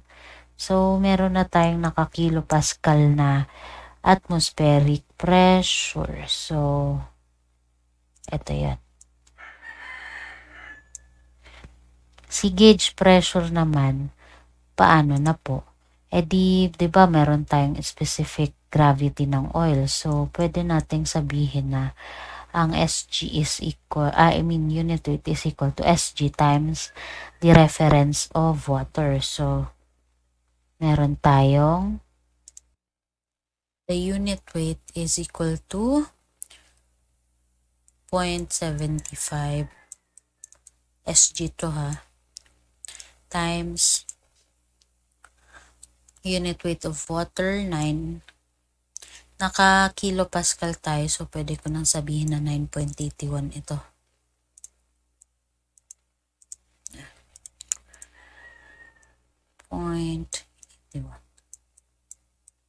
So, ano pang kulang? Gamma pa lang to. Ano yung height? So, 10 meters is equal to 0.75 by 9.81 by 10. So, 73.575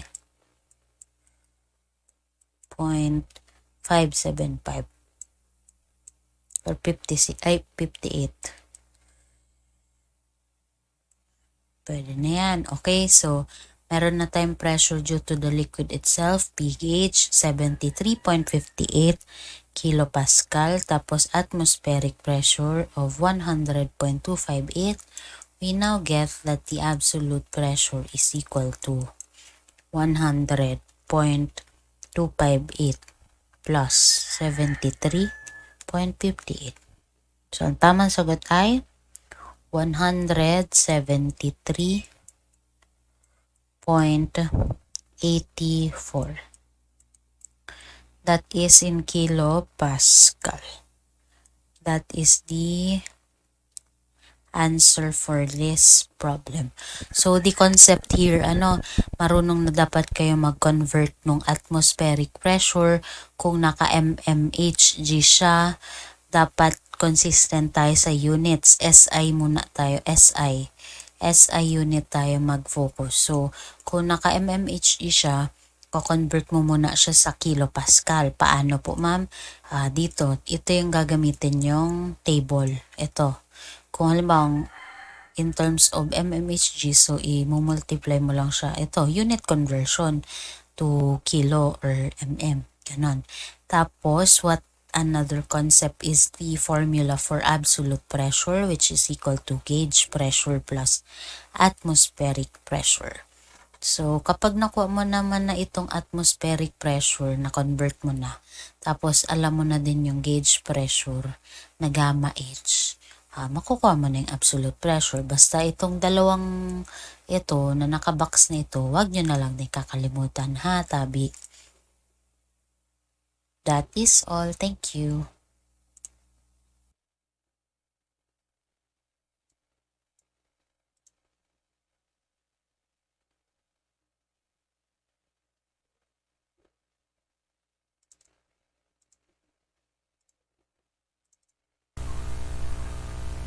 Next problem we have, if the pressure in the air space above an oil with specific gravity of 0.75 surface in a closed tank is 115 kPa absolute, what is the gauge pressure 2 meter below the surface?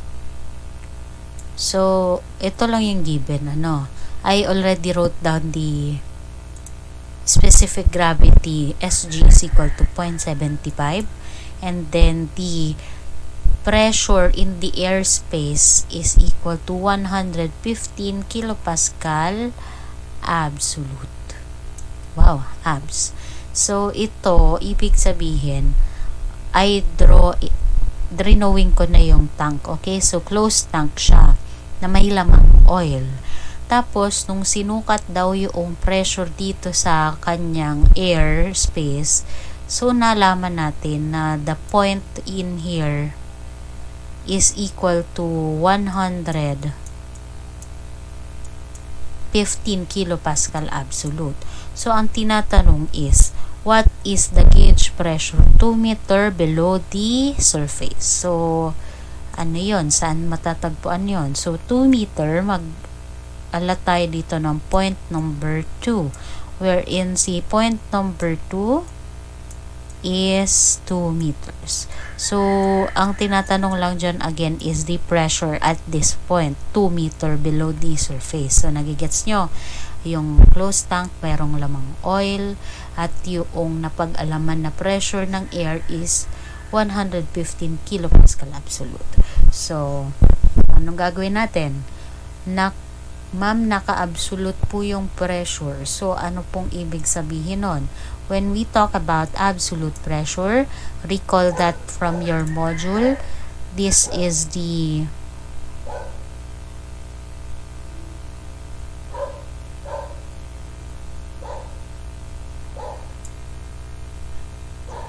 pressure above absolute zero. Okay, so meron tayong formula for P absolute is equal to P gauge plus P atmospheric pressure. So, since ang hinahanap nga natin is gauge pressure, you cannot directly substitute this value because this is in absolute pressure. So, in order for us to know the value of the P gauge, so gagamitan muna natin siya first ng formula for the gauge pressure. So, P absolute is equal to P gauge plus P atmospheric, wherein the P absolute mo, convert na muna natin siya sa gauge pressure ha, 115 kilopascal. Tapos, si P gauge mo ay nawawala pa. Hanapin nga natin. Plus, si P atmospheric. Asan yon? Under normal conditions at sea level, P atmospheric is equal to, yung syempre naka-KPA, 101.325 kilopascal. So, let's denote this as your 100.325. At doon natin malalaman na si P gauge ay equal to, papangit yung sulat natin, minus 101.325. Yun. Ang P gauge natin is 13.675. Pero hindi pa ito yung tamang sagot na ha, kasi kinuha lang natin yung equivalent gauge pressure ni P1. Kasi ang tinatanong pa natin is si gauge pressure at number 2. So, para malaman natin si number 2, ano na nga ulit ang formula for different pressure heads? That is equal to P2 minus P1 is equal to gamma H. Yes. So, sulat natin dito. Pressure 2 minus pressure 1 is equal to the unit weight multiplied by the height. So, ano na gagawin natin? Meron tayong P1 at 13.75, wala pa tayong P2. So, i-check nga natin. P1 is equal to 13.675. We have height. The height is equal to 2 meters. Ano na naman itong gamma? So, given yung specific gravity ni oil na 0.75. So, recall that the formula for specific gravity is equal to the gamma of, in this case, oil. So, gamma of oil over gamma of water.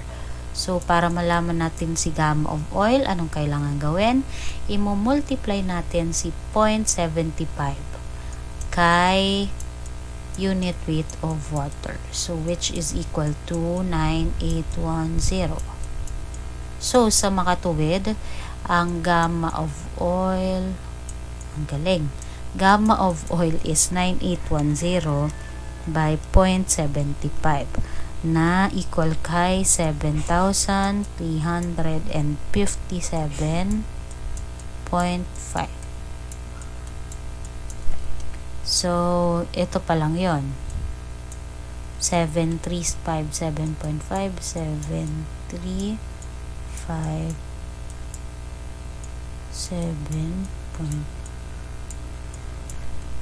Bibili na si ma'am ng iPad sa sunod. Char. So, ang tinatanong is P2.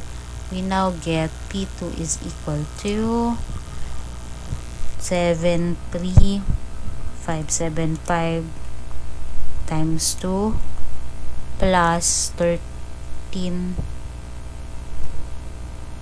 Take note that 13,675 is in terms of kilopascal. So, 13.75 times 1,000 pa siya. Okay, so plus 13,675. Now, we get that the pressure at point 2 is equal to 28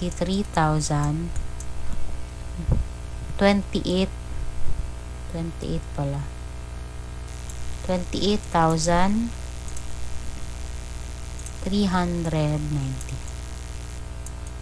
And this is your Pascal.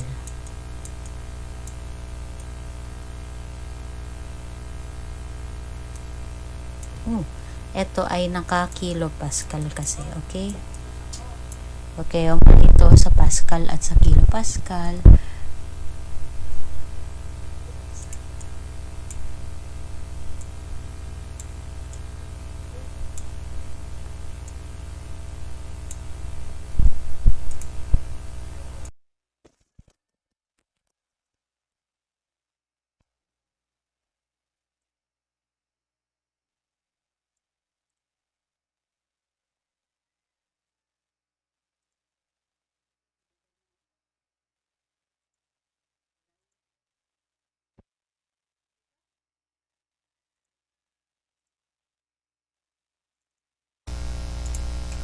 Next problem, a pressure gauge 6 meter above the bottom of the tank containing a liquid reads 90 kilopascal. Another gauge height 4 meter reads 103 kilopascal. Determine the specific weight of the liquid. So, ito naman ay meron daw tayong tangke. So, illustrating, ito yung tangke natin. Dito sa tank na ito, merong dalawang pressure gauge reading. As you can recall, a pressure gauge 6 meter above the bottom. So, drawing natin yan. 6 meter above the bottom. So, mula daw sa ilalim, meron tayo ditong 6 meters.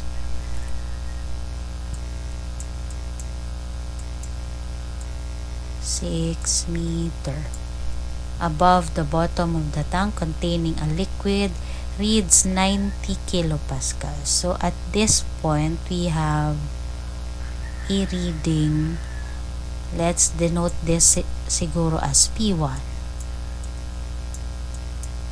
So P1 is 90 kilopascal.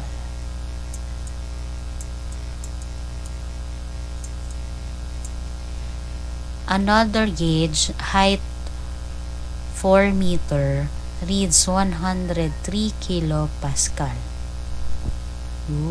Okay, so from 4 meters naman, meron daw tayo ditong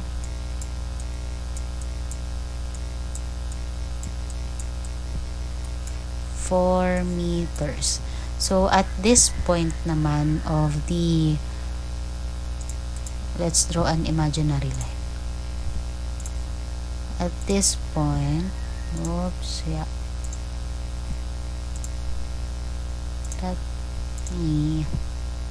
sige na, dito na lang. At this point, meron tayong reading na P2 at 103 kilopascal. So, 103 kPa. Determine the specific weight of the liquid. So, ibig sabihin, kahit ito, napupuno naman yata ito ng liquid na yun. Okay, so, itong tangking ito ay merong laman na liquid na merong dalawang klase ng reading. P1 is 90 kilopascal. Tapos, yung pangalawang reading ay P2, 103 kilopascal. So, ang tinatanong is specific weight ng liquid. So, ano ba yon? Again, recall that the given is, I will write down P1 is equal to 90, P2 is equal to 103.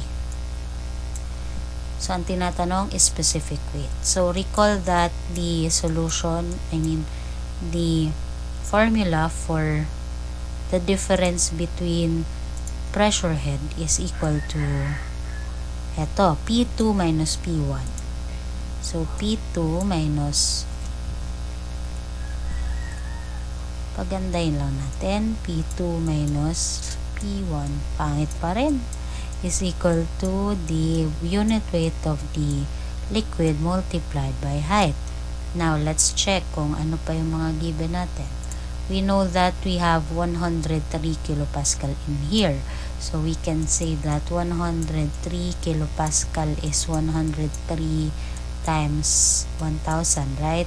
So, 103, this is in Pascal for P2.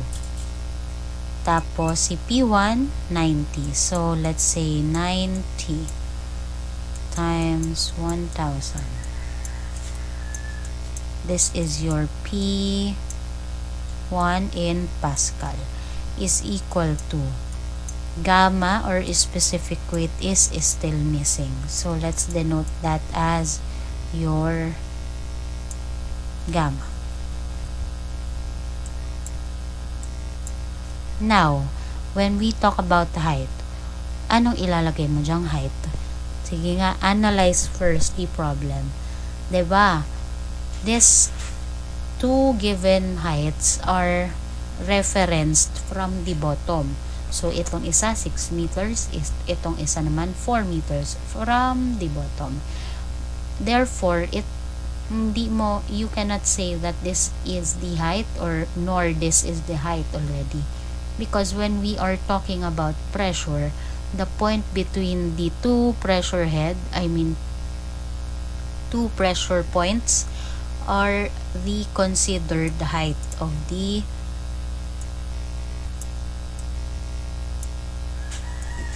pressure itself. So, ibig kong sabihin, ang difference between point 1 and point 2 from the illustration, we can say that 6 minus 4, that is 2 meters. Paano ko nasabing 2 meters? Again, i-recall natin itong illustration. Diba? Ayan the difference between point 1 and point 2 is this part. So, H. In this case kasi naka-inclined lang siya, pero imagine if perpendicular distance between point 1 and point 2, that is your H. So, sa makatuwid, the difference between P1 and P2 is just 2 meters. So, therefore, ang gagamitin nating height dito is 2 meters. So, ilan na yung makukuha nating gamma? So, direct substitution naman pala 103,000 minus 90,000 divided by 2. So, the answer is 6,500 Newton per cubic meter.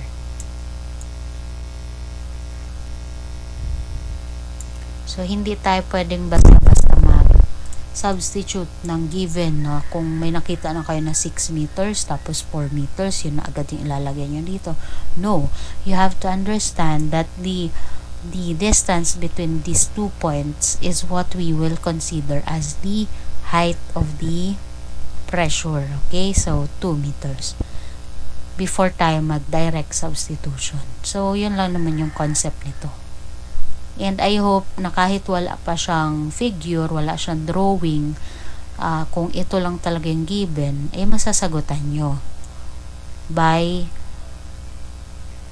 translating the problem into a figure like this. Okay, so that's the final answer, 6.5.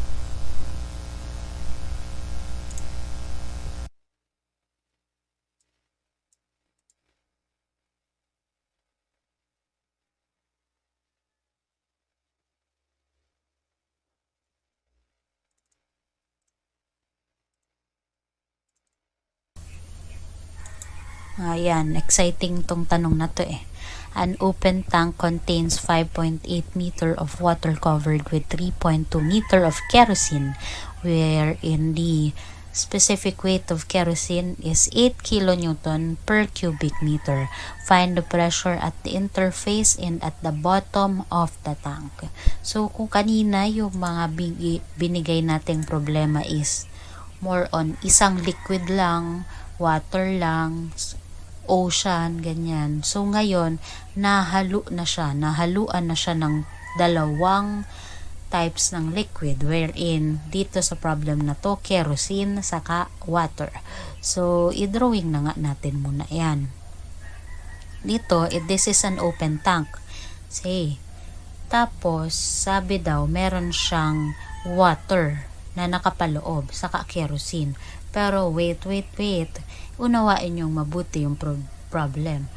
Water and kerosene. So, ano ba ang mas mangingibabaw dyan? Diba si kerosene is a form of oil. So, oil siya. Tapos si water naman, di tubig. Hindi naman talaga maghahalo ang tubig at langis. Tapos, unawain nyo din na kapag, diba sa mga container, laging lumulutang yung oil kesa sa water. Baka naman kasi ilagay nyo sa illustration nyo, nasa ilalim yung kerosene. Medyo hindi naman yun kapani-paniwala. So, from this two given, we can now write down or draw the illustration. Okay? So, for example, etong taas na to is your kerosene. So, K. And then, dito sa ilalim niya is water. So, nagigets nyo naman na siguro. Sa ibabaw ni water, merong kerosene na merong gamma na 8 kilonewton per cubic meter. Tapos, given din yung height niya. So, isulat din natin para maunawaan mabuti. Ang ating water is 5.8 meter. 5.8 covered with, yun pala from the word itself, covered with 3.2 meter of kerosene. So, this is your kerosene na merong 3.2 meter. So, ang tinatanong, the pressure at the interface and at the bottom of the tank. So, ibig sabihin, dalawa ang tinatanong natin dito. Interface. So, ano ba yung interface? Di syempre, yung pagitan ng dalawang liquid na yon, which is this line. So, yan. Let's denote that as your P1. Okay? So, yan ang kailangan nating hanapin. And the bottom of the tank. So, this part. Kasi ilalim. So, P2. So, yun yung paproblemahin na naman natin. Okay? So, let's start. From this equation, from this illustration, we can now say that the given height only, height of kerosene is equal to 3.2. Tapos, si height ni water is equal to 5.8. 8. Hindi, ayan na. Ano pang makukuha natin dyan? Di summation of pressure. Pero first, mag-denote tayo ng imaginary starting point. Ano? Kasi hindi naman natin pwedeng isolve na lang siya agad-agad without thinking about it very carefully. So, let's say open tank siya. Ano? Open tank. Ibig sabihin, ito is exposed to the air. So, at this point, we can now say that the pressure here is 0. So, this I want you to know that we will assume this as our starting point. Kasi, as you can recall, nagkukuha baga tayo ng pressure at this certain point to a certain point using the formula P is equal to gamma H. So, P is equal to the unit weight, diba? Times the height. Wherein, ano ba yung P? So, ito yung kukunin nating point 1. So, ito yung P na hinahanap natin. So, from 0 pressure papunta dito, ano yon? So, i-ano na natin?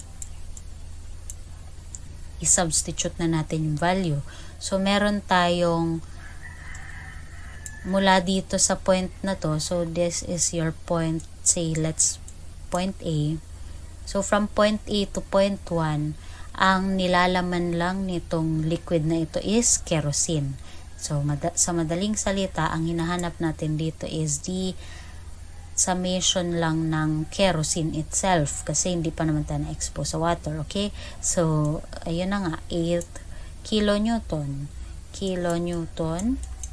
per cubic meter. And what is the height of that kerosene? The height is equal to 3.2 meters. So, sa makatuwid, the pressure at this interface P1 is equal to 8 times 3.2. Wherein, ang equivalent niya ay 25.6. Ano to? kPa. So, the answer for the first question is this one.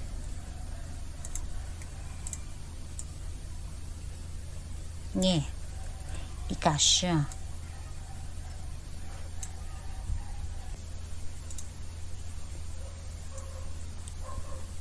Tapos, pagkatapos ni P1, ang tinatanong pa kasi is at the bottom of the tank. So, recall na okay na tayo sa P1. Ito namang pangalawa ang ating hanapin. Now, drawing the free body diagram, so para ma-imagine natin. Etong P2 at this point, lalo pang lalaki at lalaki ang kanyang pressure. Hindi na kasya. Sana naiintindihan nyo na lang. So, ito yung hinahanap nating P2. So, at the bottom of the tank, kumbaga, na siya, parang accumulated pressure from P1 to P2. So, mas malaki yung magiging pressure mo nga naman dyan. So, hindi lang tayo nagkukuha ng P2 lang. Kasi kapag sinabi natin P-water, baka naman kunin nyo lang P-water times height of water. So, ang ibig kong sabihin, the pressure at the bottom of the tank is equal to the summation of pressure from P1 to the pressure number 2. Ayan nakikita nyo ba? So, kumbaga, ayan na, P1 plus P2. Okay, so, at the bottom of the tank, we can say that the pressure at the bottom is equal to the pressure of the kerosene 1 plus the pressure at water. I-recall nga natin dito sa diba? P at bottom is the summation of the different densities of the liquid. So, ibig kong sabihin again, kukuhain natin si gamma H ulit ni kerosene plus si gamma H ni water. So, pwede mo naman na siyang i-substitute dito si 25.6, pero for the sake of the complete solution, we will rewrite it again as 8 by 3.2 plus ano yung unit weight ng water. Unit weight of water again is 9.81 kilonewton per cubic meter multiplied by the water height is 5.8. So, 5.8. Ano? So, ibig sabihin, 8 by 3.2 plus 9.81 by 5.8. Jadi, ang sagot ay 82.498. 498. This is kilonewton per square meter or Pascal, kilopascal. So, we are in kilo na para mas maikli yung ating sagot. Pero, ayun, ang concept nito again, ulitin ko sa inyo, kapag nagsasummation tayo ng pressure from the top to the bottom, ano na siya, summation na nitong gamma H ng isang liquid na ito tapos gamma H nitong pangalawang liquid na ito. Unless otherwise, ang itanong lang is at this point or interface, mga ganong bagay, ano lang siya, paisa-isa mo siyang kukunin. Tapos pwede mo naman i-denote muna as P2, tapos i-final answer mo is P is equal to P1 plus P2, tapos yun na yung sagot. So, again, sa makatuwid, ang bottom of the tank is the summation of pressures. Okay? So, hindi lang siya around one liquid only. So, kung gaano pa yan kadami, kung 5 layer pa yan ng liquid, or 6, 7, 8, no matter how many, you are still going to find the summation of that. So, recall na lang again, itong formula na ito. So, that's it.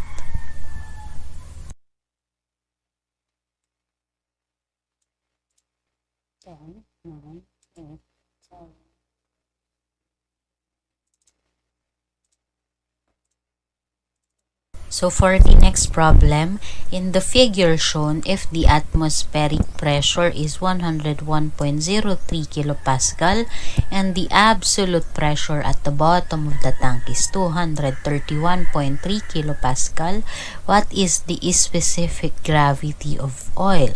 So, i-analyze natin yung figure. So, meron tayong 1, 2, 3, 4, 4 na tipo ng liquid na makikita dito sa problem. Meron tayong SAE oil na may specific gravity na 0.89. Meron tayong water, tapos sa ilalim ni water meron ding olive oil na nawawala pa ang specific gravity niya. Tapos sa pinakailalim merong mercury na may specific gravity na 13.6. Ito na rin yung given niyang mga height respectively. Okay, so i-transfer natin siya dito sa ating drawing. Charan! So meron tayo ulit na figure na ito. Wala yan. Okay, so ang tinatanong is nawawala ang specific gravity ni olive oil. So from the given figure, yun na lang pala nga hanapin natin. Pero teka lang, ano ba yung given doon sa ating problem? Ang given is naka-atmospheric pressure at naka-absolute pressure. So, lahat yan ay matatagpuan dito sa bottom ng tank, 'di ba? Kasi binanggit naman at the bottom of the tank. So, ano ba yon? So, isulat nga muna natin. Si P atmospheric is equal to 101.03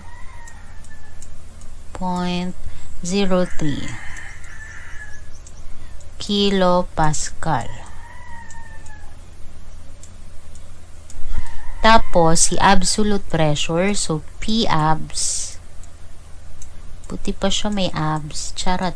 P abs is equal to 231.3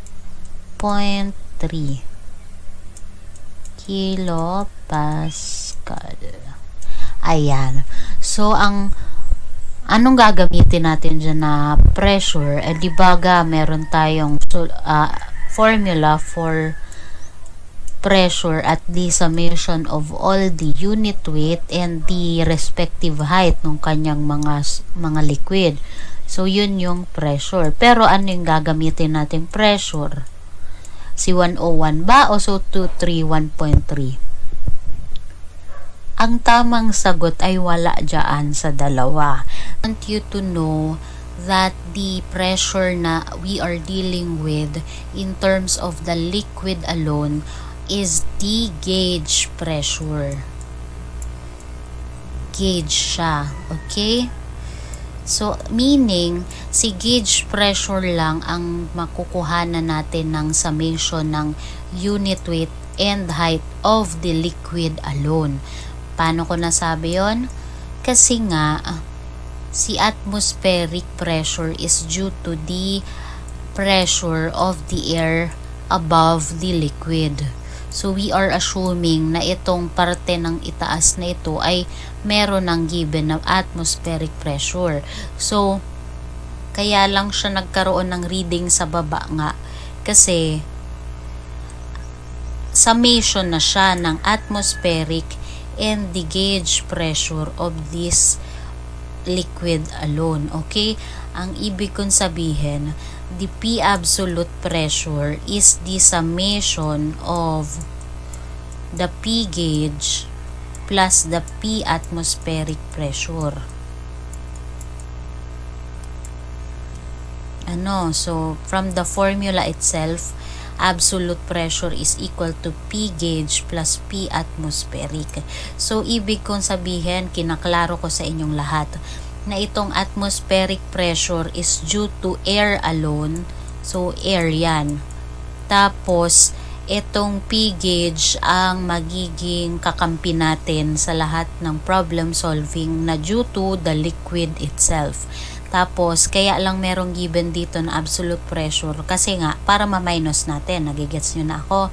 So, for the sake of all the problem solving, again, inuulit ko, lahat ng ating pressure ay manggagaling kay gauge pressure. So, kung meron tayong given na absolute pressure or atmospheric pressure, kailangan natin siyang i-convert palagi into an equivalent gauge pressure. Paano po? Gagamitan natin siya ng formula na absolute pressure is equal to gauge pressure plus atmospheric pressure. So, nagkakaintindihan tayo dyan. Walang gagamit ng atmospheric at absolute pressure agad-agad dito sa summation ng gamma H, kasi gauge pressure ang kukunin natin. So, sa makatuwid, ulitin na natin. The absolute pressure, 231.3 kilopascal. This is kPa already, Huwag na natin i-convert sa Pascal times 100 times 1 times 1,000 lang naman yan. So, P gauge is missing plus P atmospheric is equal to 101.03. So, ang makukuha natin na P gauge is equal to 231.3 minus 101.03. So, ilan si P gauge? P gauge is equal to 130.27. And that is kilopascal. Di nakuha na natin si P gauge. Again P gauge ang gamma H na gagamitin natin. For the sake of all the problem solving, pakatatandaan na gauge pressure ang kukunin natin. Okay. So, meron na tayo nitong given na 130.27. So, i-move ko lang. Dito, sub. Wait lang, ang gulo kasi. Yan. Para sunod-sunod yung formula. We know that the pressure is equal to the summation of all the fluid. Or ito, ayan, the P at the bottom is the summation of density, or rather a specific weight of the liquid times the multiplied by the height. Dami pang sinabi, gamma H lang. Okay, so 130.27 dito ko na ilalagay ha, 0.27 kilopascal is equal to, magsasummation tayo ha, magsisimula tayo sa pinakataas. So, i-minove ko lang nakuha na natin na ang gauge pressure is equal to 130.27. So, after nun, mag-proceed na tayo sa pag-sum up, pag-add ng lahat ng unit weight and the height nitong liquid na ito. So, we are dealing with the liquid na lang para klaro tayo. Nakuha na natin kasi yung gauge pressure. Pwede na tayo mag-proceed sa pag-sum up nitong ating gamma H. So, paano? Magsimula tayo kay SAE oil. SG is equal to 0.89. Tapos, ang height niya is 1.5 meters. So, meron tayo agad na 1.5. Ang pinoproblema natin, ano po yung unit weight? So, recall that from the formula of specific gravity. The specific gravity is the ratio between the unit weight of the liquid over the unit weight of corresponding reference na water. So, W ang ating formula dyan. Okay? So, paano yon? Kapag given ang specific gravity, maaari na nating sabihin na para makuha natin ang unit weight nitong liquid na to, for example, SAE oil, i-multiply natin yung specific gravity to the gamma of water or to the unit weight of water. Nagigets nyo ako? Ayan lang i-transpose mo yan dito sa kaliwa. O di makukuha mo na i-rewrite ko para klaro tayong lahat. Na ang SG times, wait, ang pangit ko talaga magsulat. SG times the unit weight of water is equal to, yun na si gamma, corrected by, okay? Delete ko lang to. Ayan na, mayroon na tayong formula ha. Baka may malito pa, ma'am, bakit ma'am may nagamit pa po ng 9810? Dito na ngayon galing. Para makuha natin yung unit weight nung liquid na yon, i-multiply natin siya sa specific gravity times the unit weight of water. And what is the unit weight of water? Unit weight of water, again, is, sabi ko sa inyo, 9810. That is in Newton per cubic meter. So, tandaan nyo na yan. So, ibig kong sabihin, para mas mapadali ang ating mga problema sa buhay, kapag merong given specific gravity, i-multiply nyo lang siya lagi sa 9810 para makuha nyo yung hinahanap nating unit weight. Okay? So, converted na siya into the unit weight of kung anumang liquid yan. Okay? Nagkakaintindihan ba tayo? Sana oo. Di ibaba na natin dito ito. Tapos, mag-proceed na tayo. Anong una? SAE oil. 0.89 ang kanyang specific gravity. Anong kailangan para makuha yung unit weight ni SAE oil? Unit weight of SAE oil is equal to specific gravity times the unit weight of water. Ito yan ha, galing yan lang dito para di na tayo paulit-ulit. Okay, so SG is 0. Pero ako yung ulit-ulit 0.89 multiplied by the unit weight of water. This is in 9810 Newton per cubic meter. So, we also can say that this is equal to 9.81 kilonewton per cubic meter. Need to explain this pa ba? Dinivide ko lang po siya sa 1,000 para consistent tayo sa unit. So, naka-kilopascal kasi tayo. Kaya, ang gagamitin ko na lang din is kilonewton per cubic meter kasi para mas maikli, hindi na tayo magwa 1,000. Again, kung trip nyo na mag Newton per cubic meter, pwede naman 9810. Tapos ito, gagawin nyo lang ng 130,270 Pascal. Pero since makakancel out rin naman yung ating mga 1,000, again, pwede na nating i-shortcut siya into kilo Pascal. Binabalaan ko lang kayo na kapag nagkilo na kayo, nakakilo, consistent kayo na lahat ng unit nyo is nakakilo. Kaya ako kayo sinanay kanina na puro 1,000, 1,000 para hindi na tayo nalilito. Consistency on units again. So, ano na, SG pa lang to. SG is 0.89 times 9.81. This is your SG. Ay, wait lang. Ibahin natin kulay para maganda. This is your SG multiplied by the unit weight of water. Ito yan, ha. Tapos, multiplied by, ano nga ang hinahanap? Gamma H. So, wala pa tayong H. So, ano yung height nitong SAE oil? Ayun, nakikita nyo na, 1.5 meter. So, 1.5. Yan lang, ha. Yan lang yung kailangan nating tatandaan kapag magsasummation tayo ng mga unit weight times height. The unit weight of the liquid times the height. Okay, so next na tayo. Okay na tayo kay SAE oil. Sumunod na po tayo kay water. So si water naman, madali lang siya kasi water na nga. Ano ba yung unit weight ng water? Di ba nga 9810 or 9.81? So wala na siyang specific gravity kasi matik naman na ang unit weight ni water is 9.81 divided by itself 9.81. So masasabi na natin na specific gravity of water is 1. Pero for the sake of this problem, ilalagay ko na lang siya as 9.81. No need na mag-SG kasi 1 rin naman yun. Saka ang hinahanap lang naman is ito. So, unit weight is already 9.81 multiplied by the height of water. Ilan ang height of water?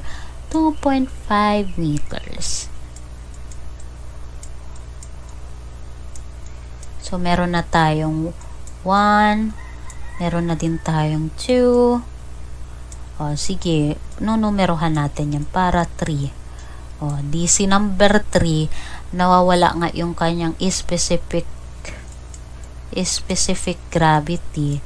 So, anong gagawin natin? So, i-denote natin siya as your missing value or SG of O. Sige, ilalagay ko siya as O for olive oil. Tapos, paano nga makukuha yon? Multiply it by 9.81. Multiplied by the height of the olive oil, 2.90. Okay, so 2.90. Di yan na si liquid mo number 3. That is your olive oil. Okay? Tapos, ano pa yung nahuhuli? Si number 4. So, number 4, we have mercury. Ano po ang mercury? Meron siyang specific gravity. Oops. Didelete ko lang.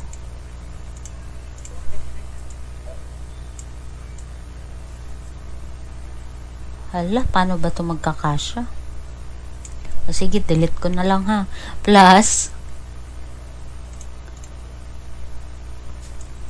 the specific gravity is 13.6. So, needless to say, 13.6 times 9.81.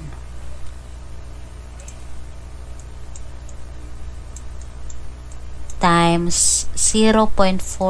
So, 0.40.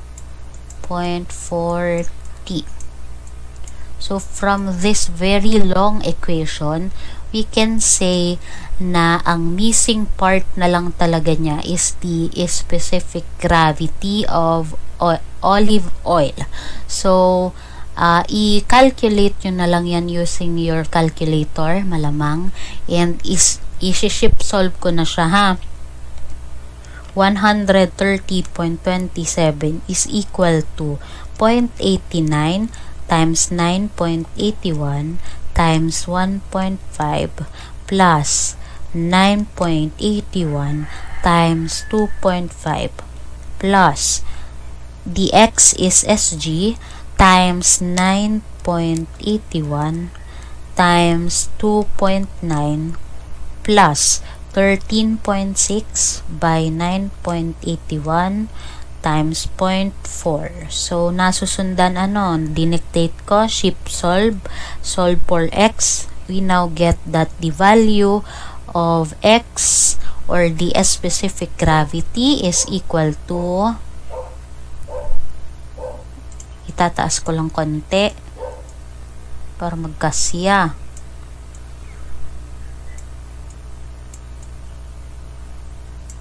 Yan. So, the specific gravity of olive oil now is equal to 1.38.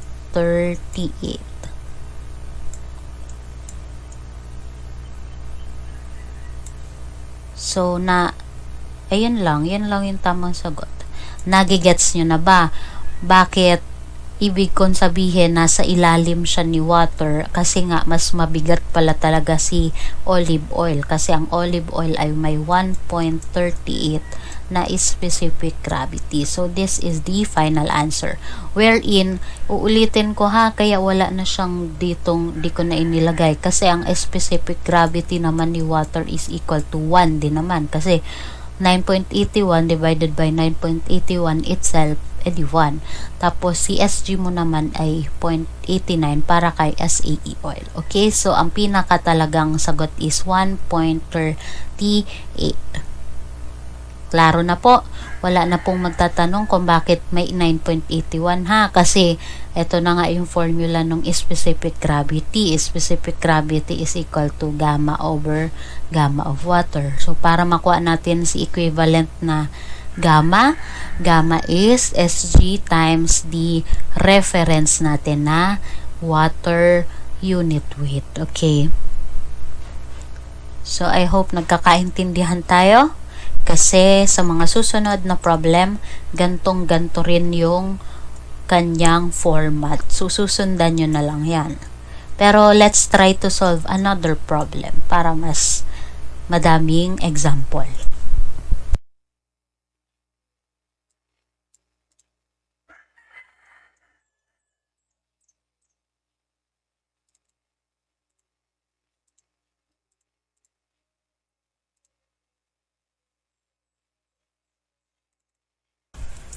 Ito, another example.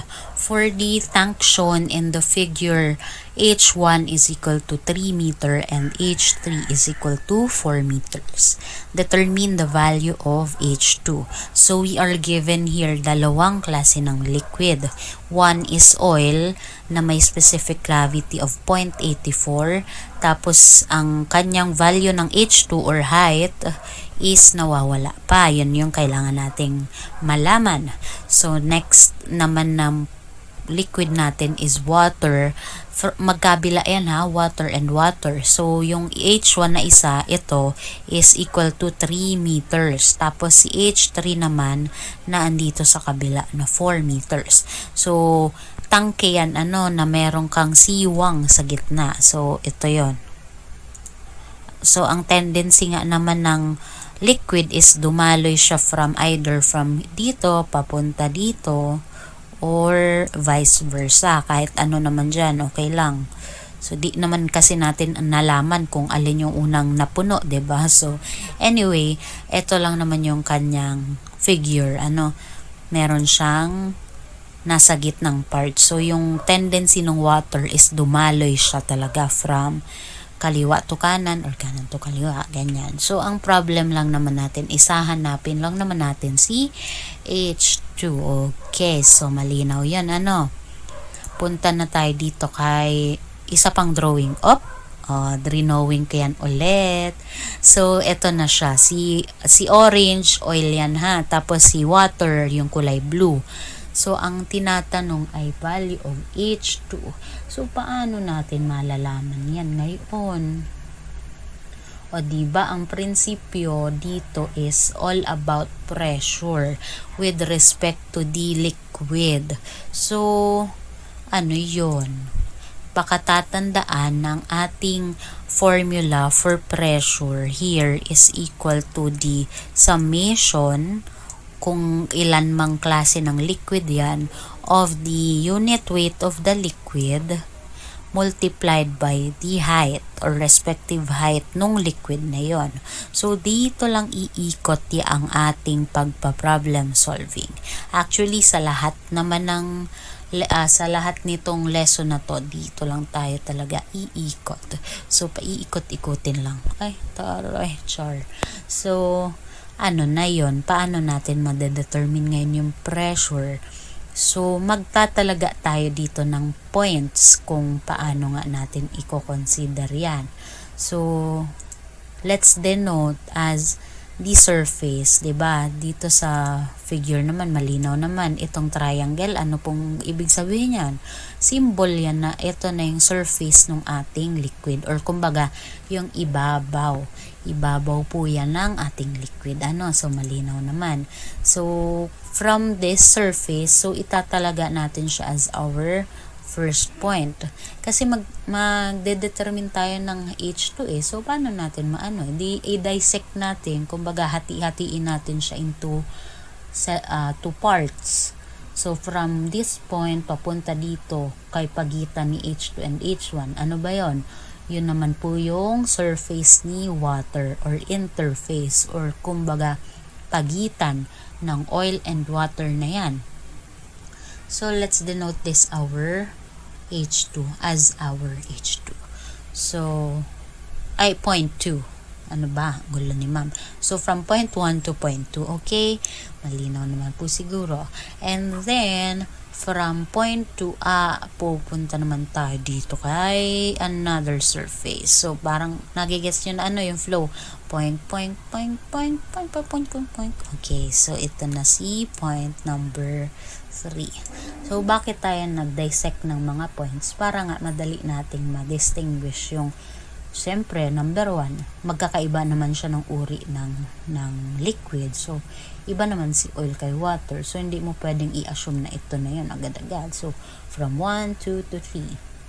Para lang, para malinawan ka. Tapos, bababa ka ng patapo. Pero, ang flow kasi natin ng in-assume natin is from 1, 2, 3. So, pag ganun, papunta doon. So, may napansin kayo na direction, ito bagat, bumababa. So, tendency niya, pataas yung pressure. Ito naman, dumating na tayo dito sa puntong ito kung saan paangat naman siya. Kasi 1, 2, 3 we have to give respect to the flow of yung numbers. So, 1, 2, and 3. So, paano ba yun? Paangat. Paano mo pagpaangat? Ano po ang sign convention yan? Di syempre negative. Paano ko nasabi? Kasi nga, yung pressure mo dito sa bottom, mas mataas siya kaysa dito sa papunta mo sa taas. So, kumbaga, as you go higher, the pressure decreases or bumabawas siya, tendency niya. Kaya nga natin nakuha itong itong pressure between points na merong sign convention P2 minus P1 is equal to gamma H. Pansinin yung maigi itong figure. So, from point 2, paangat siya kasi mas mataas naman talaga itong point 1 na naandito sa figure. So, point 2 to point 1, ang sign convention mo is P2 minus P1 kasi habang tumataas ka naman, mas mababa naman yung pressure mo dito unless ang ginawa mo is from point 1 to point 2. May iba naman yun. Pero either way, you have to be consistent with the sign convention. So, ang ibig ko lang sabihin, kung dito ka magsisimula, okay lang. Kung trip mo yan, walang tatalo sa'yo. Pero be careful of the sign. So, kung dito ka magsisimula kay point 3, tapos papunta ka doon, so malamang sa malamang, ito yung positive, ito yung positive denotation or basta ang direction, so negative ka naman. So, ano pa ba ang kailangan na pointers? I think yun lang naman. Mas magigets nyo naman siya. Mas magigets nyo naman siguro ako kung sasagutan na natin ito. Ano pero height or kumbaga at topmost kung na pinakamataas. So ano po yung height nun? 0. Ano yung pressure mo dyan? 0 din. O di tandaan nyo na lang siguro itong ating triangle. O to drawing ko pa ulit. Closed tank yan ha. Iba yung usapan natin kapag closed tank. So kung closed tank, ang dami kong sinasabi, no? Kung closed tank, syempre, meron yung pressure dyan na mararamdaman yung due to air. Pero kung open tank naman, na katulad nito, i-consider nyo as P is equal to 0. Kasi, intindido nyo man na siguro yan kung bakit red na lang para cute. So, 0. Tapos, papunta ka dito. Papunta ka from point 1 to point 2. Ano ang direction ni point 1 to point 2? Pababa ng pababa. Spaghetti. So, ibig kong sabihin, anong sign convention? Ay di plus. Plus. O sige, plus yan. E di, anong mararamdaman na pressure nitong point 1 to point 2? That is the pressure due to the liquid of oil, of course. Kasi nga, kaya nga meron na tayong figure, H2 of water. Gamma of water or the unit weight of water, that is equal to 9810. And that 9810 is Newton per cubic meter. Pakatatandaan. And then, multiplied by what is the specific gravity na given? 0.84. So, we have 0.84. Tapos, 2A. 2A will be the point at the bottom. Okay? Para at least malinaw tayo. Hindi tayo U-turn agad-agad. Kumbaga, ang ibig ko pong sabihin, magsisimula tayo dito sa surface na ito. Papunta dito. Isang direction. Tapos, isang direction ulit. Mula naman dito. Papunta ka naman doon. Okay? Nagigets nyo po ako? Isa the pressure here. That is equal to the, ito, 9810, diba? So, 9810 by 0.84. Ay, sorry. Hindi na. Po ba natin ito? Pwede naman. Let's 10 ang ating gamma. What is the height? So, the height is equal to H1. Ayan, malinaw po ha. Kasi from dito to dito. So, ilan yon? Uy, o di, okay na tayo kay 2 to 2A. Ngayon, ang tanong is 2A to 3. So, paano ma'am yun? Okay, susulat ko. Char! Sex bomb. Ayun, so pataas siya. Ang ating sign convention is, of course, negative. So, ayun, isusulat ko siya as our minus or negative.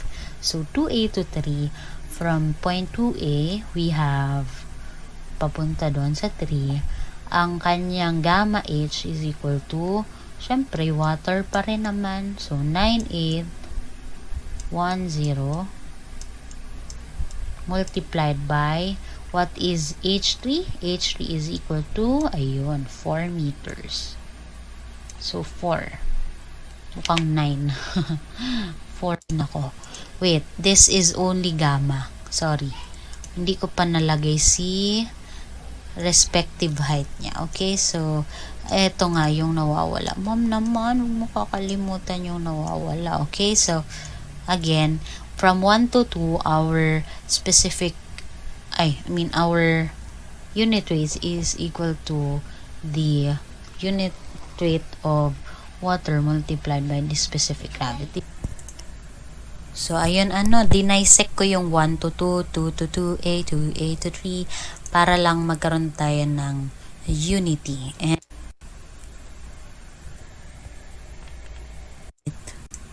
10 by 3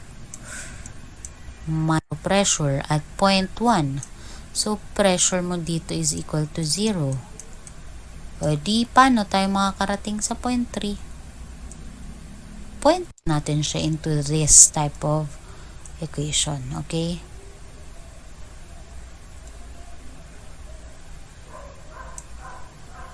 Sana nagigets nyo yung point ko, okay? So, H2 now is equal to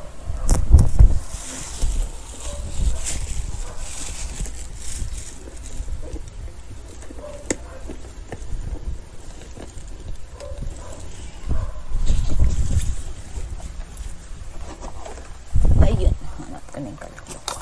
Problem is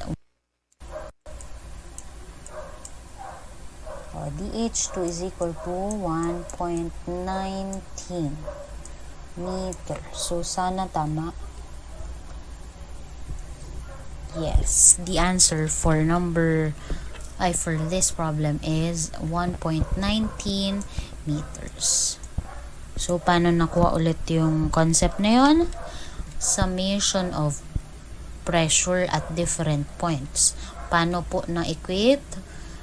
From point 0 na 1, from point 1, ang pressure is 0. Tapos point 3, pressure is 0. So, summation of pressure yan ha. Wala tayong magic na ginawa dyan. Okay? So, yan lang ang solution.